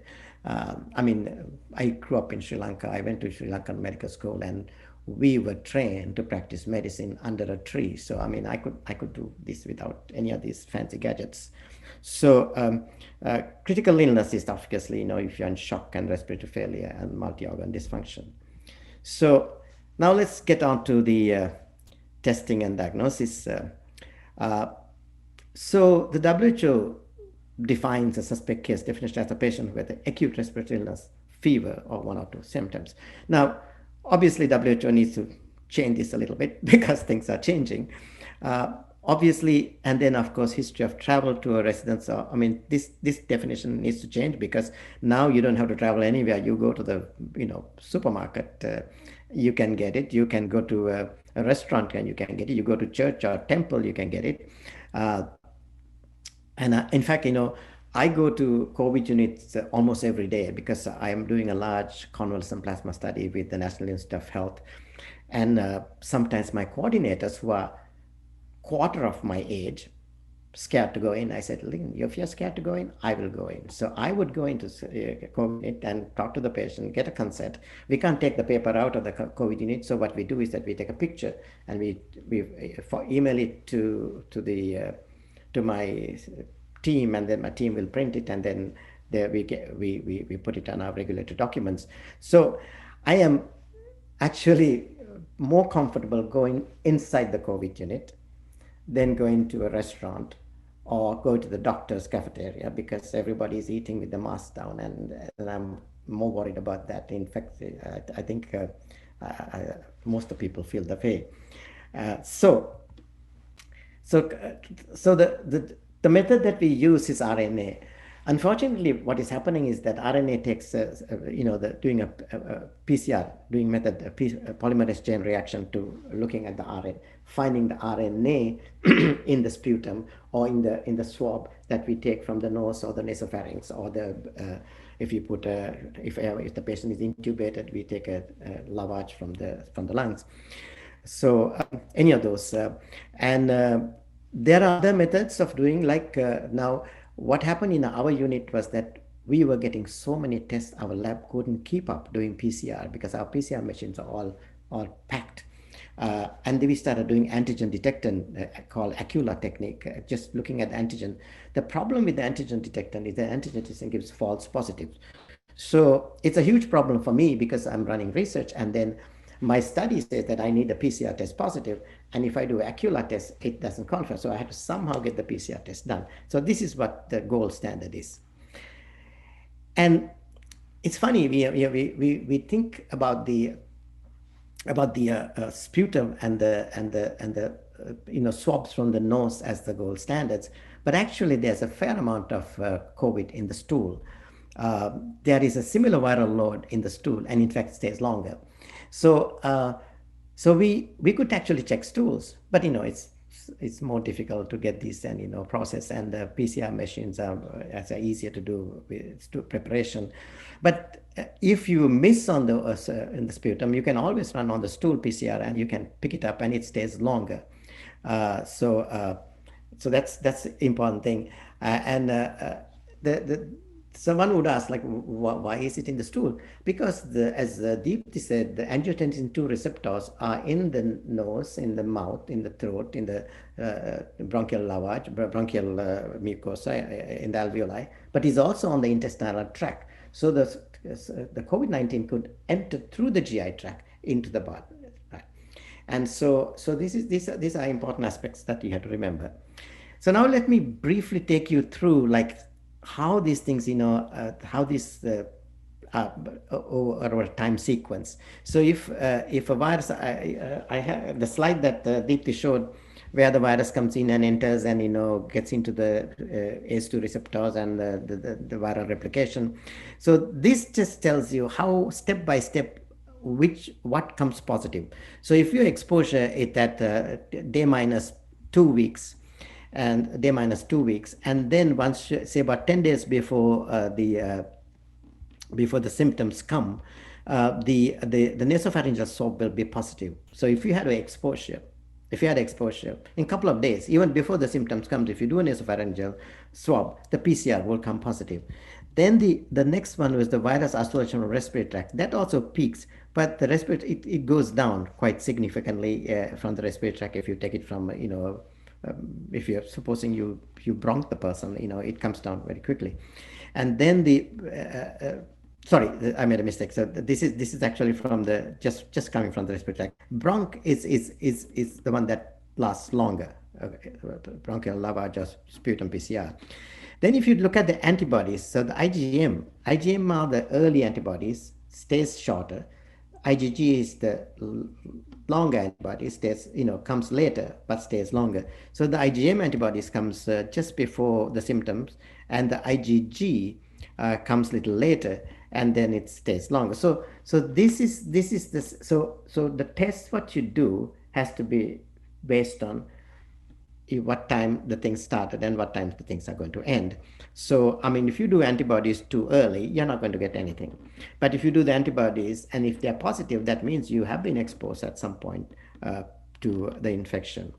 And if you do the PCR after 4 weeks, likely negative, and you can't say that I never had COVID, because in that case, if you run an antibody, your antibody would come positive, but the PCR is negative. So that's the thing. So, and somebody actually once asked me, like, what's the best time to get the second vaccine, or what happens, how does the immune response work?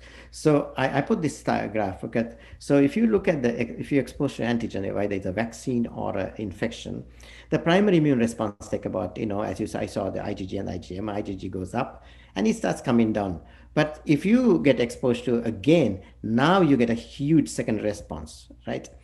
And so this is what some people ask, like, okay, so if I had COVID-19, do I need a vaccine? It depends. It depends. Now, if you had COVID-19 and if the infection lasts very long, like, if in ICU for 28 days, you have a pretty robust immune response. Most likely you don't need a vaccine, but you can always check your IgG levels and consider that. But if you had a mild infection, then you may benefit from a vaccine. In fact, I'm doing the Janssen vaccine, as Deepti said, and we accept people who had COVID-19 before, and if they were after 2 weeks, we will put them. So we take a baseline antibody titers, and then we vaccinate, and we want to see how the antibody titers would change over time, second to vaccine. As Deepti said, our Janssen vaccine is single dose, so it's easier to manage. So somebody asked me, like, how long does the stay effective once you get the vaccine? So we don't have data on COVID vaccine because, I mean, let's face it, Moderna started in early August. Pfizer started around the same time. Janssen started late September, and there was a 2-week hold. So we don't have anything. So we had to go by H1N1 vaccines and the flu vaccines. So in general, I'm just giving general, how long does it? So roughly about 150 to, the vaccine efficacy is about 150 days or maybe 180 days. So let's say 6 months. And then as the infection goes down, the influenza risk keeps going up. So this is the deal. So this is one of the things that we talk about, like, if you have somebody who want to protect for influenza, and if you get the vaccine in, say, early, like, say September, then if the winter lasts longer, towards the end of this winter, that you may be at little higher risk again. So especially if you're elderly, you need to take the high dose vaccine. At least the data shows, I mean, data is not completely solid, but general consensus is that it's better to give high dose vaccine, flu vaccine, to keep this going longer than 180 days. So we may have more information as the data is analyzed for Pfizer and Moderna. And I don't think, I mean, obviously, mRNA vaccine and a DNA vector vaccine are two different, completely two different techniques. So we need to see how each one will work. Hopefully they both work very well. So the treatment. So Deepti already spoke about this, so I'm not going to too much detail about this. I think one of the things about treatment is that we have to get away from taking into theoretical possibilities and making them into big factual stories. When I was preparing for, I mean, not preparing, but writing this down, I realized that most of the things that I said in March were all wrong. And in fact, we are taught in the medical school that 50% of the things doctors say are wrong. The problem is we don't know which 50%. So when the doctor says this, you have to ask, well, let's analyze what you say and let's look at the data based on what you say. And so that's another thing I teach medical students, that to be humble. You have to be humble because we are wrong 50% of the time. So you cannot say that, oh, because I have an MD degree and I wear a white coat, what I say is absolutely true. No, it's not true. What we can say is that the best case scenario, this is what we think based on what we have now. And then the things may change over time. I'll give you a good example. When COVID came, hydroxychloroquine, you know the story about hydroxychloroquine. Everybody was going crazy about hydroxychloroquine. And I myself thought, well, I looked at the basic principles and I found that hydroxychloroquine had an antiviral effect and also anti-inflammatory effect. So we thought, well, theoretically this should work. So, and there are some, I was working with a colleague at the National Institute of Health, and they have these drug development platforms where you have these in vitro assays, and you can throw a drug into the in vitro assay and see whether it works or doesn't work. So to do this, you have to have a lab which is biosafety level 3, which is like, where you work Ebola and stuff like that. So not many places have such a lab. And hydroxychloroquine works. But the reality is that when you try it on patients, we were one of the first to study that called a HERO study, health exposure research outcome study, with the Duke University and the University of Florida. Myself, we were doing it. And it was first we were doing for prevention, but there were 10 studies done for treatment. It didn't work. It didn't work. So there were so many things. Antacids were tried, it didn't work. Colchicine was tried, it didn't work. I can go through about, angiotensin receptor blockers were tried. Theoretically, if you block the angiotensin receptor, you could stop the virus from entering, but that doesn't work. In reality, it doesn't work. I mean, the reason why some of these things work is that we think that the viruses are as dumb as humans. The virus is actually pretty smart. So, for example, HIV enters the cell through the CD4 receptor and a chemokine receptor. So we, in 2000, we developed a chemokine receptor blocker. So we thought, okay, if you block the chemokine receptor, the virus can't enter. 2 days later, the virus decides to come through another receptor, and the whole thing crashes. So you can't generalize some of the theoretical possibilities to clinical practice without going through the steps and really finding. So the simple things work. Oxygen, that works because you don't have oxygen. We give oxygen. We found that the people are having a lot of strokes and cardiovascular disease. It was almost like inflammation inside. In fact, now we are finding, the CDC just reported on the MMWR, that after COVID is over, after about 4 months, people start developing inflammatory reactions. Some people have blurry eyes, some people have difficulty in smell, some people have joint swelling, some people have cardiovascular events, some people have heart attacks, some people have strokes, and they are all related, and some people have difficulty in remembering. So you check this and say there's an inflammatory reaction. So one of the things that we're finding was when COVID came, there are a lot of people having blood clots. So blood thinning works. Of course, mechanical ventilation. I deeply went through this, I'm not going to go into details. One of the things was prone position. If you flat on supine, face up, there were more chances of lungs collapsing than if you put your face down. So that works. And antacids if needed. So the convalescent plasma, it's a nice story. Convalescent plasma has been given by Mayo Clinic over 100,000 people. And they just didn't bother to do a study because we all got carried away saying that we have to save lives. So the one thing we learned from the pandemic is that as researchers, our academics, we have 2 roles to do.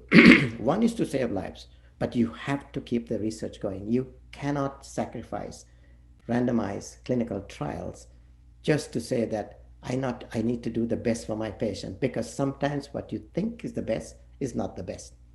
So therefore, that we made simple mistake by not doing a randomized control trial of clinical convalescent plasma when the when the pandemic started. So as a result, the Mayo Clinic spent almost millions and millions of dollars giving this plasma to everybody in US without any evidence that whether it works or not. So we are running a style with the NIH and the Operation Warp Speed randomized control trial. So we have now gone up to about 600 patients. We need 1,000 to exactly know whether it works on people who are hospitalized. So I'm the principal investigator for Miami, and I don't know who gets what, but we need to do it. So we still don't know whether convalescent plasma works or not. So I think Deepthi talked about remdesivir as antiviral agent. So it's interesting that any remdesivir is antiviral. It was first developed for MERS and COVID-1, and it theoretically works in test tube. And I already mentioned to you that test tube doesn't cut it. Just because it works in test tube doesn't mean that it works. It stops the RNA activity. So theoretically, it's possible. There are 3 studies that were done. The problem with these studies was some of them were not randomized. Some of them were not controlled for severity. And they didn't control for concomitant medications. These are fundamental principles in clinical research. You have to control for this. So the Infectious Disease Society of America gave remdesivir approval only for the people who are severe COVID patients in room air on or supplemental oxygen or mechanical ventilation. Only those 3 people. So the reason is that there is not enough data. So we have to be very careful about these drugs and the pandemic situation. We mustn't get carried away. I remember when in April, May, June, July, August, there is a drug called tocilizumab. It's a IL-6 blocker. It's an interleukin-6 blocker, because what I think Deepthi was talking about, the cytokine storm. What happens is that when the virus enters, it disrupts the cell system that in our bodies that controls infection. Instead of controlling the infection, it causes chaos, absolute chaos. And we thought that if you take out one of the chaos players, IL-6, that we could settle everything. And then we get fooled by the pharmaceutical companies you should never trust. That they say that, oh, I got the drug, we can block IL-6, and you're a fool not to use it. Actually, we were fools to use it because without a study. And after some time, we realized that tocilizumab doesn't work.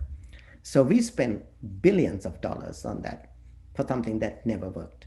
So that's how the Western world health system spends too much money with very little outcomes to talk about.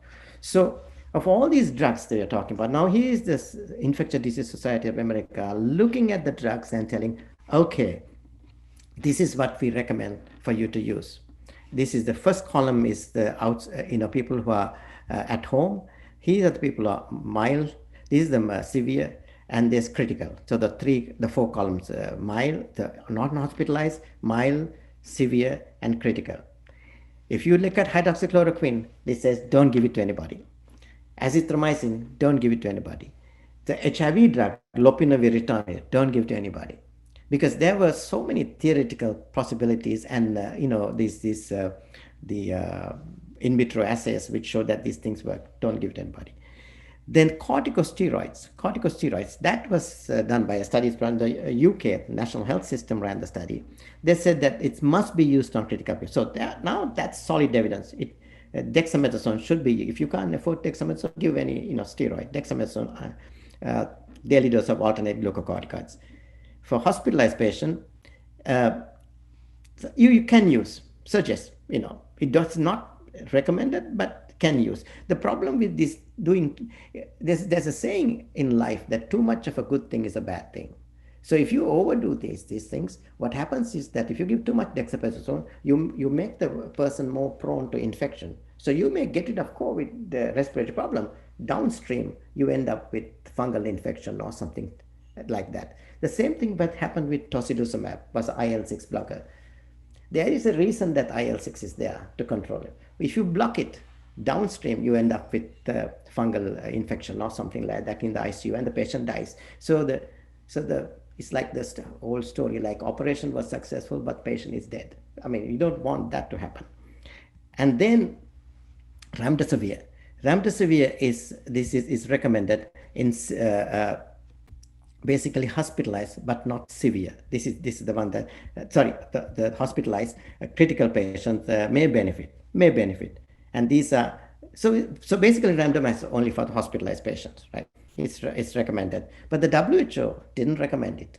Basically, WHO is looking at the broad countries like middle income, low income, and say, wait a minute, if your healthcare budget is X, I mean, you're not going to spend all your money on remdesivir. Yeah, there are much better things to do than that in, say, in Sri Lanka or India or Vietnam. I mean, you could give basic health care, basic ICU care, and be pretty effective.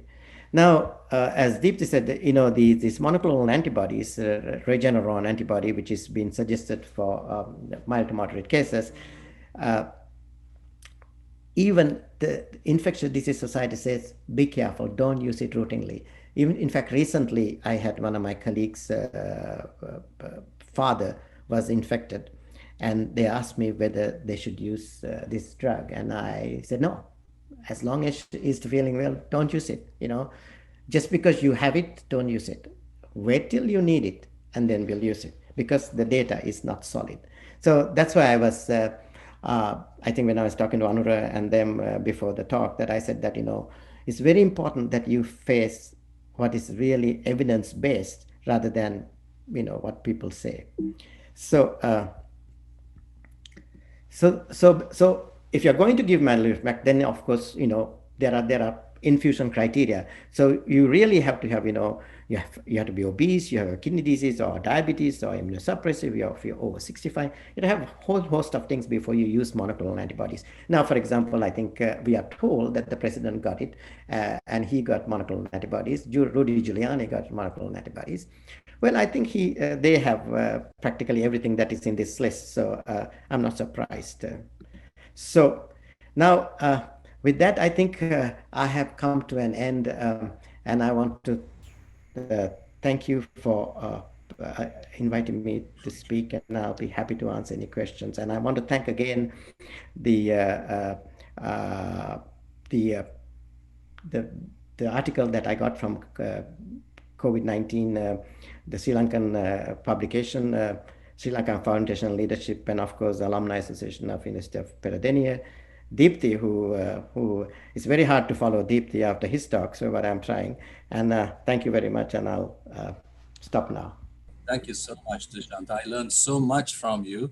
Every time you come up with a presentation, such a wonderful, such an insightful presentation. For the as we're running out of time, we're going to jump right into the questions. Can you mix the vaccine doses, such as from two companies, two platforms? So this I get this question asked every day. So I have this standard answer, because I have, if you're going to mix, I mean, first of all, we said, please don't mix. Why would you mix? I mean, if you're getting Pfizer, they are not going to give one shot. They're going to give two shots. If you're going to go with Moderna, you're going to get two shots. If you're going to go with Janssen, they're going to give one shot.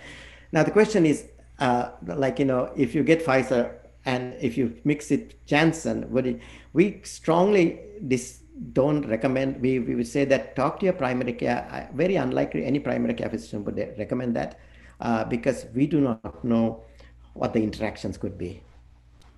Right. So the second question, can mRNA vaccines cause autoimmune diseases in patient populations? Very unlikely. So the way the messenger RNA works is that the messenger RNA, so this is a novel concept by Moderna and BioNTech. So the fundamental theory was that messenger RNA is like the coding that tells, it doesn't get into your DNA. So if you give the messenger RNA, it gets, so you need a way of getting the messenger RNA into the cell. Once it goes there, what it basically tells the, if you do remember your high school biochemistry, like, Golgi apparatus and all the stuff that manufacture proteins, messenger RNA gives the coding to the endoplasmic reticulum and Golgi, tell that, okay, I want you to make a protein. So a protein that is reflective of COVID-19. So a lot of people think that, these things will change your DNA, that you will become like, oh, some bionic person, that in fact there was somebody was saying that MIT has put some coding that they can track you, and the mRNA gets removed immediately. So we don't know whether the autoimmune diseases could occur. That is something that people are following, but it is unlikely. Right. Thank you, Deshant. So next questions about RNA and DNA virus, which is more virulent. We all know that there are certain DNA viruses. Yeah, go ahead. I'm sorry. Yeah, so the virulence has nothing to do with the RNA or DNA. For example, DNA virus is papilloma virus. It's a big virus, it doesn't, cost very much except you give you a little wart. RNA virus is a HIV. I mean, can kill you. And in fact, everybody long ago thought that every virus was a DNA virus. In fact, the guy in 1968 said that there is an RNA virus, and he was laughed out of the conference saying that there's an RNA virus. And 10 years later, he gets the Nobel Prize. Because people said, how can you have RNA virus? Because RNA, for to replicate, it has to cause a reverse transcription and a DNA copy to get into the nucleus. So we don't know anything about that, but he was right. So there's no difference between RNA or DNA about the virulence. Hepatitis C is RNA virus. So the DNA viruses, there are some other infections which are like which are not. There's no connection between RNA or DNA and the virulence. Right. Common RNA, DNA virus that we come across, that we deal with on day-to-day life with patients are like herpes virus, right? Yeah, exactly. Adenovirus is the virus also. Those are common viruses, but they are all all over the map. So there are no much difference as far as disease-causing ability or virulence concerned. This is a good one. If you have had COVID-19, should you get the vaccine? Yeah. So this is the point.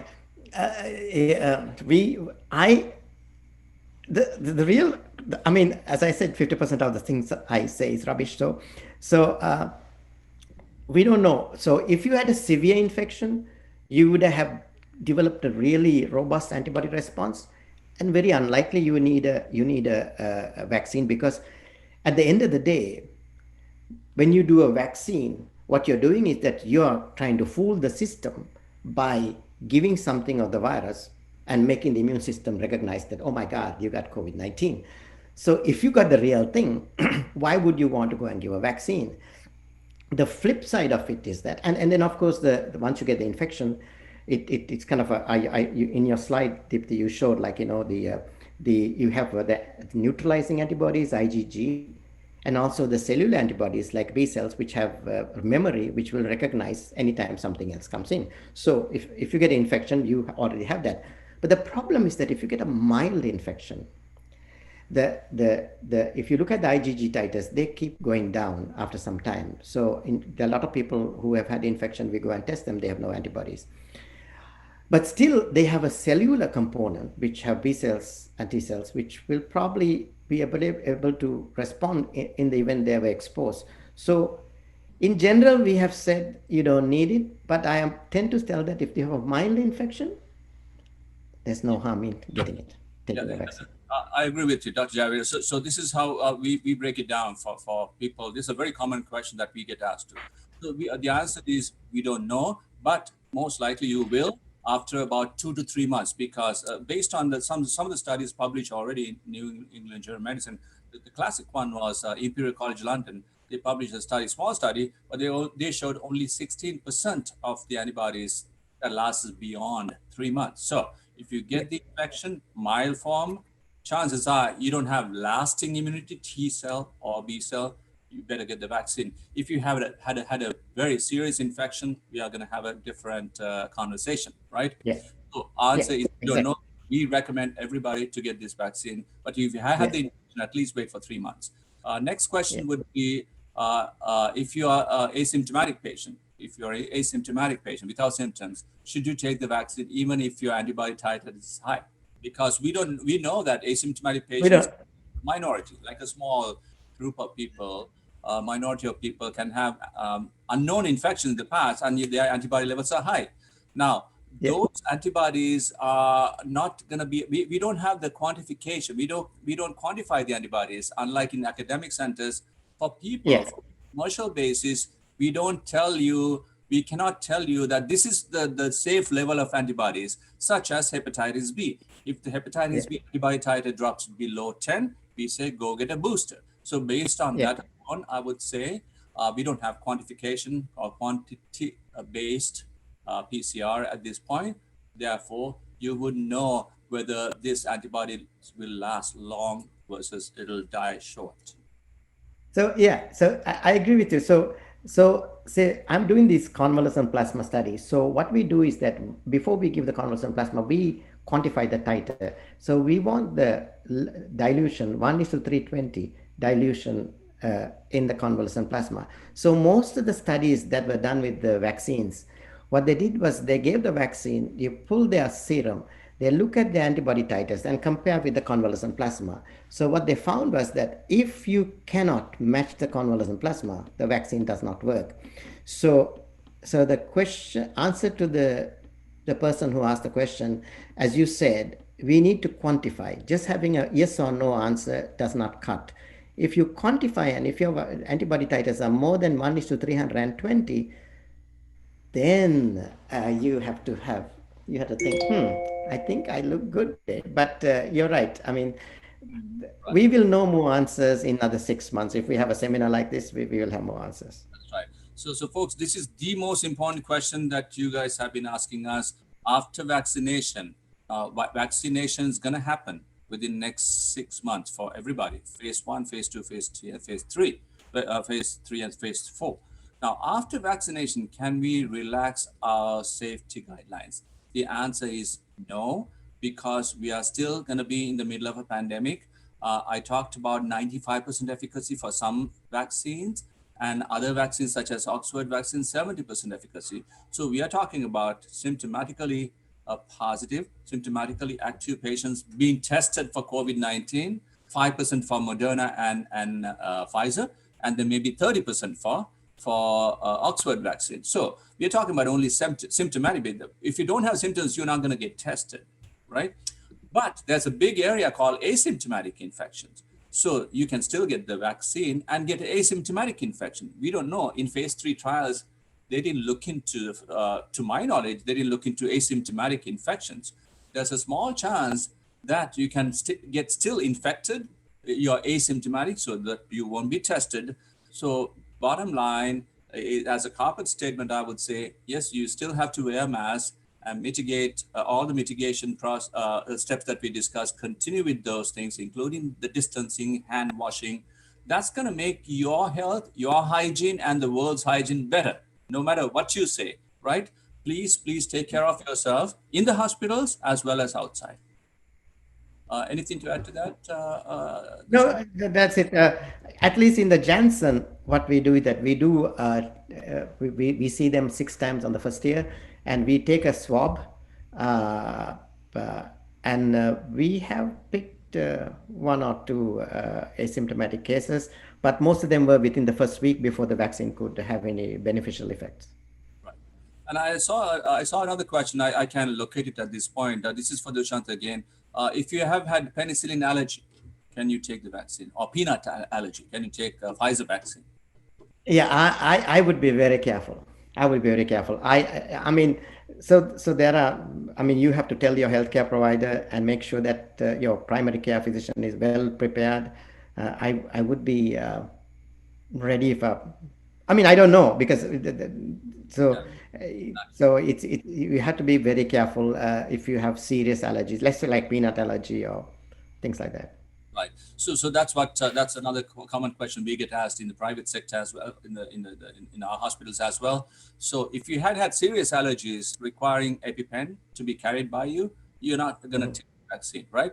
And one more area is if you have had major neurological complication due to a flu vaccine, such as Guillain-Barré syndrome, like weakness, ascending weakness, you're not going to take these vaccines, right? Then you'll be on roll. Absolutely.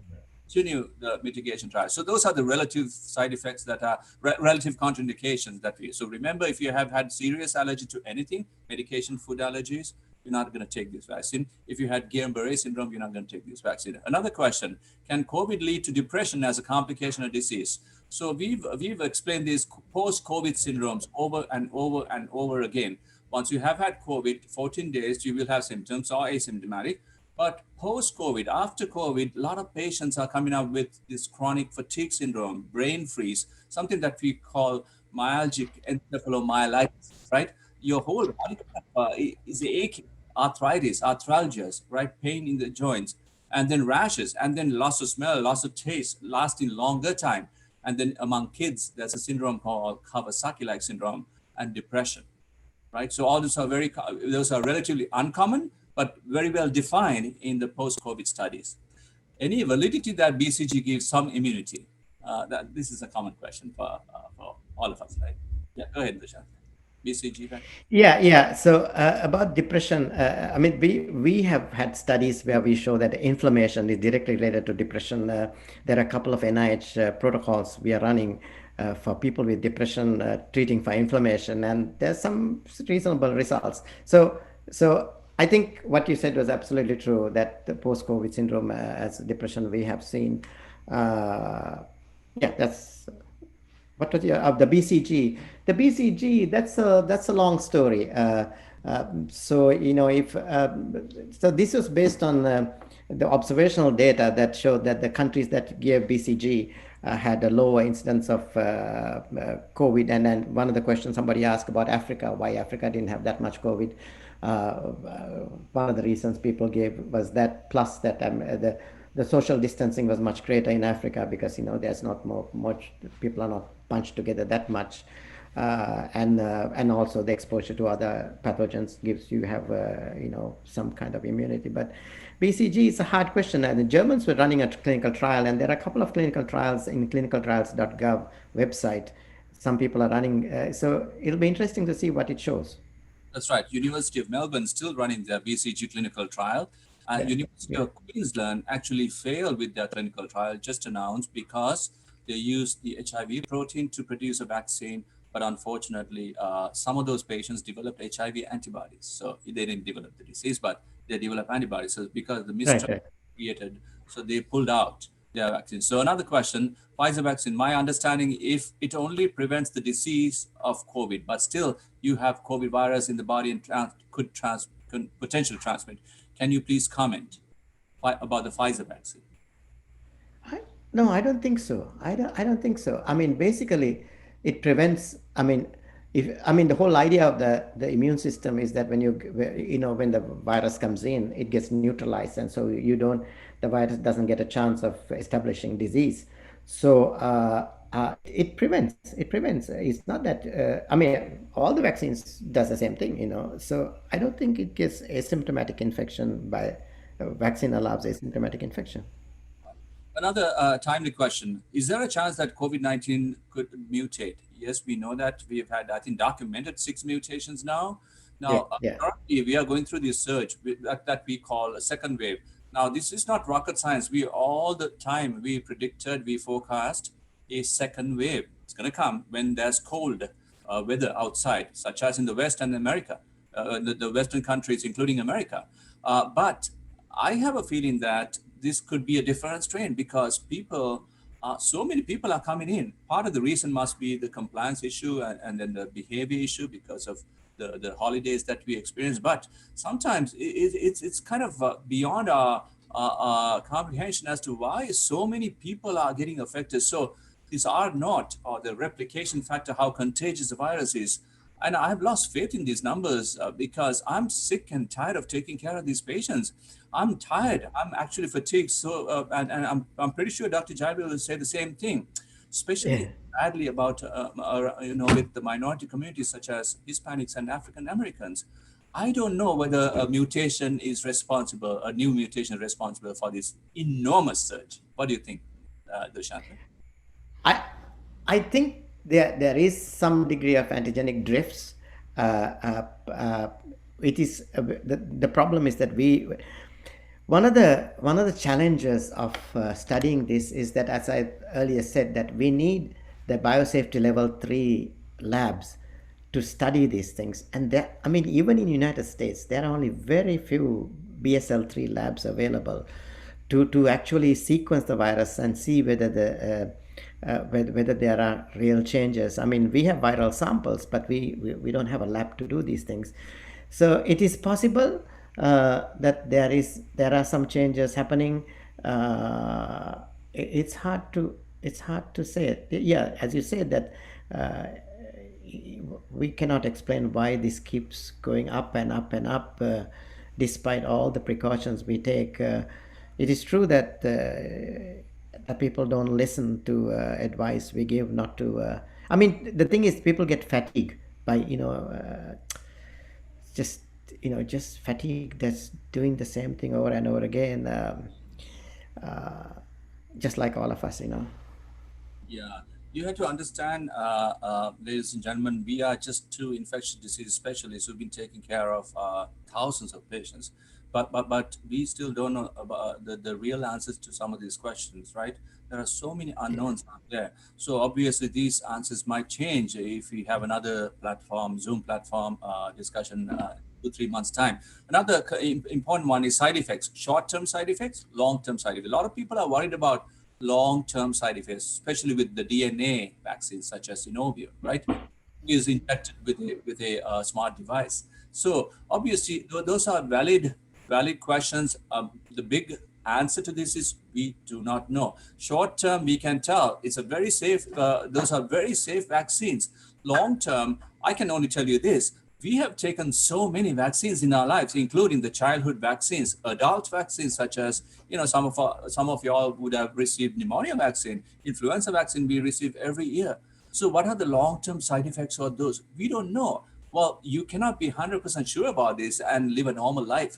So you have to trust somebody. That your mother told you, right? You have to trust somebody.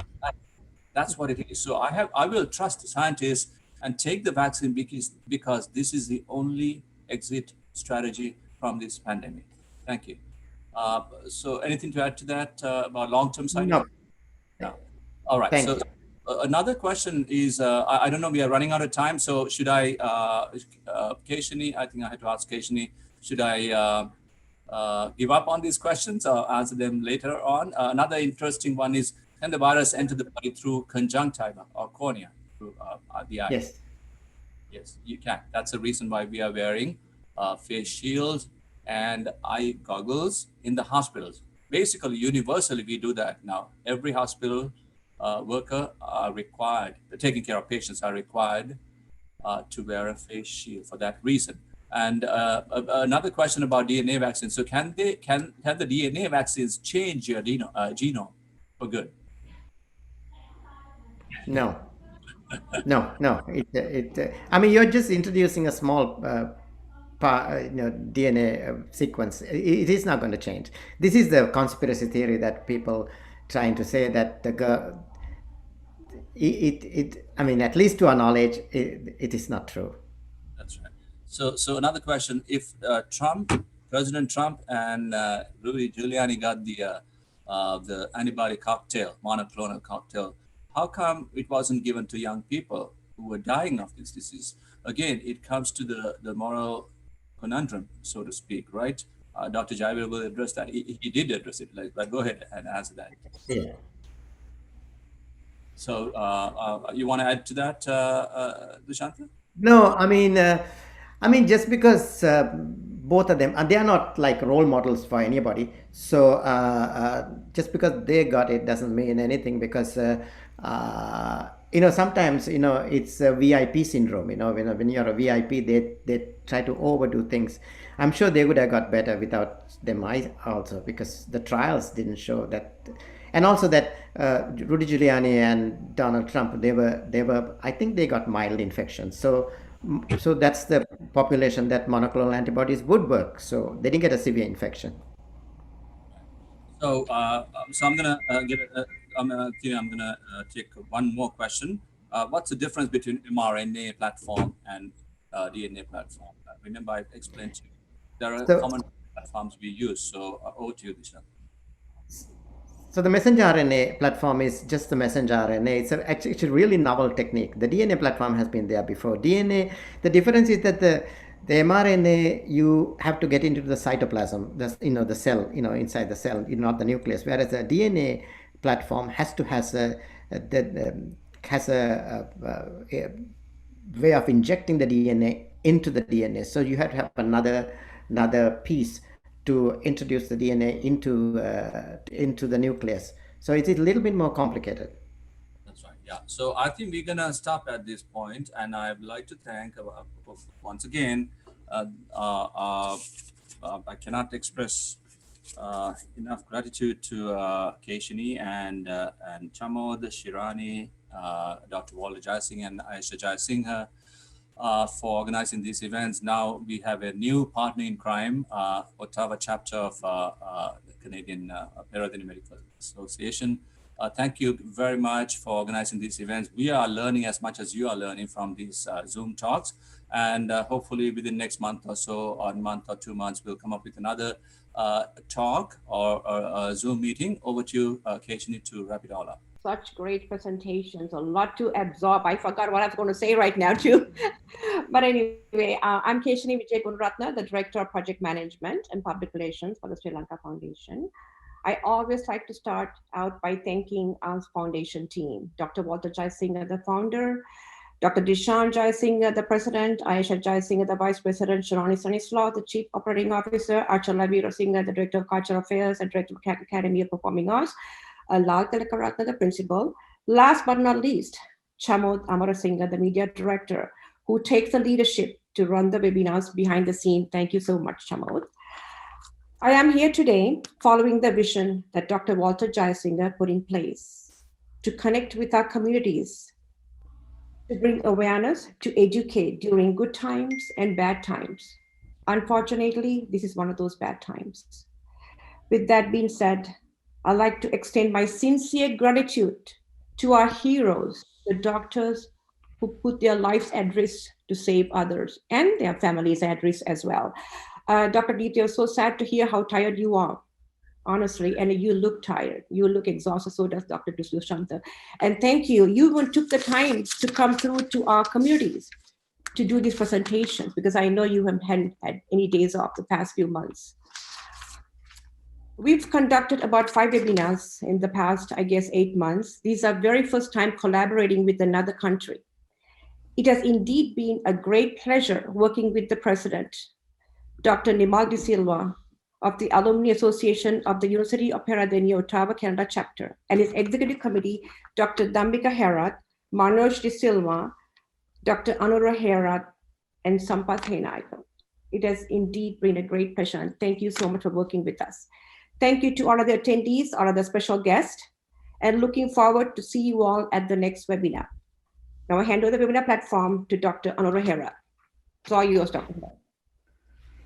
Thank you, Keshini.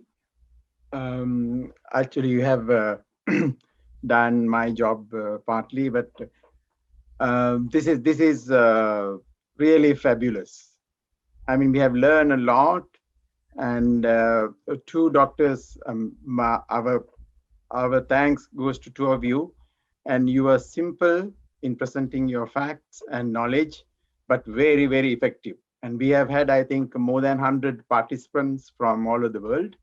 And interestingly, I think all of them stayed on, even, the participant from Sri Lanka being, it's about midnight now, but they stayed on. That showed how interesting your presentations and the facts and how useful those would be. So thank you so much for sharing your knowledge and being so generous in presenting your knowledge to everybody.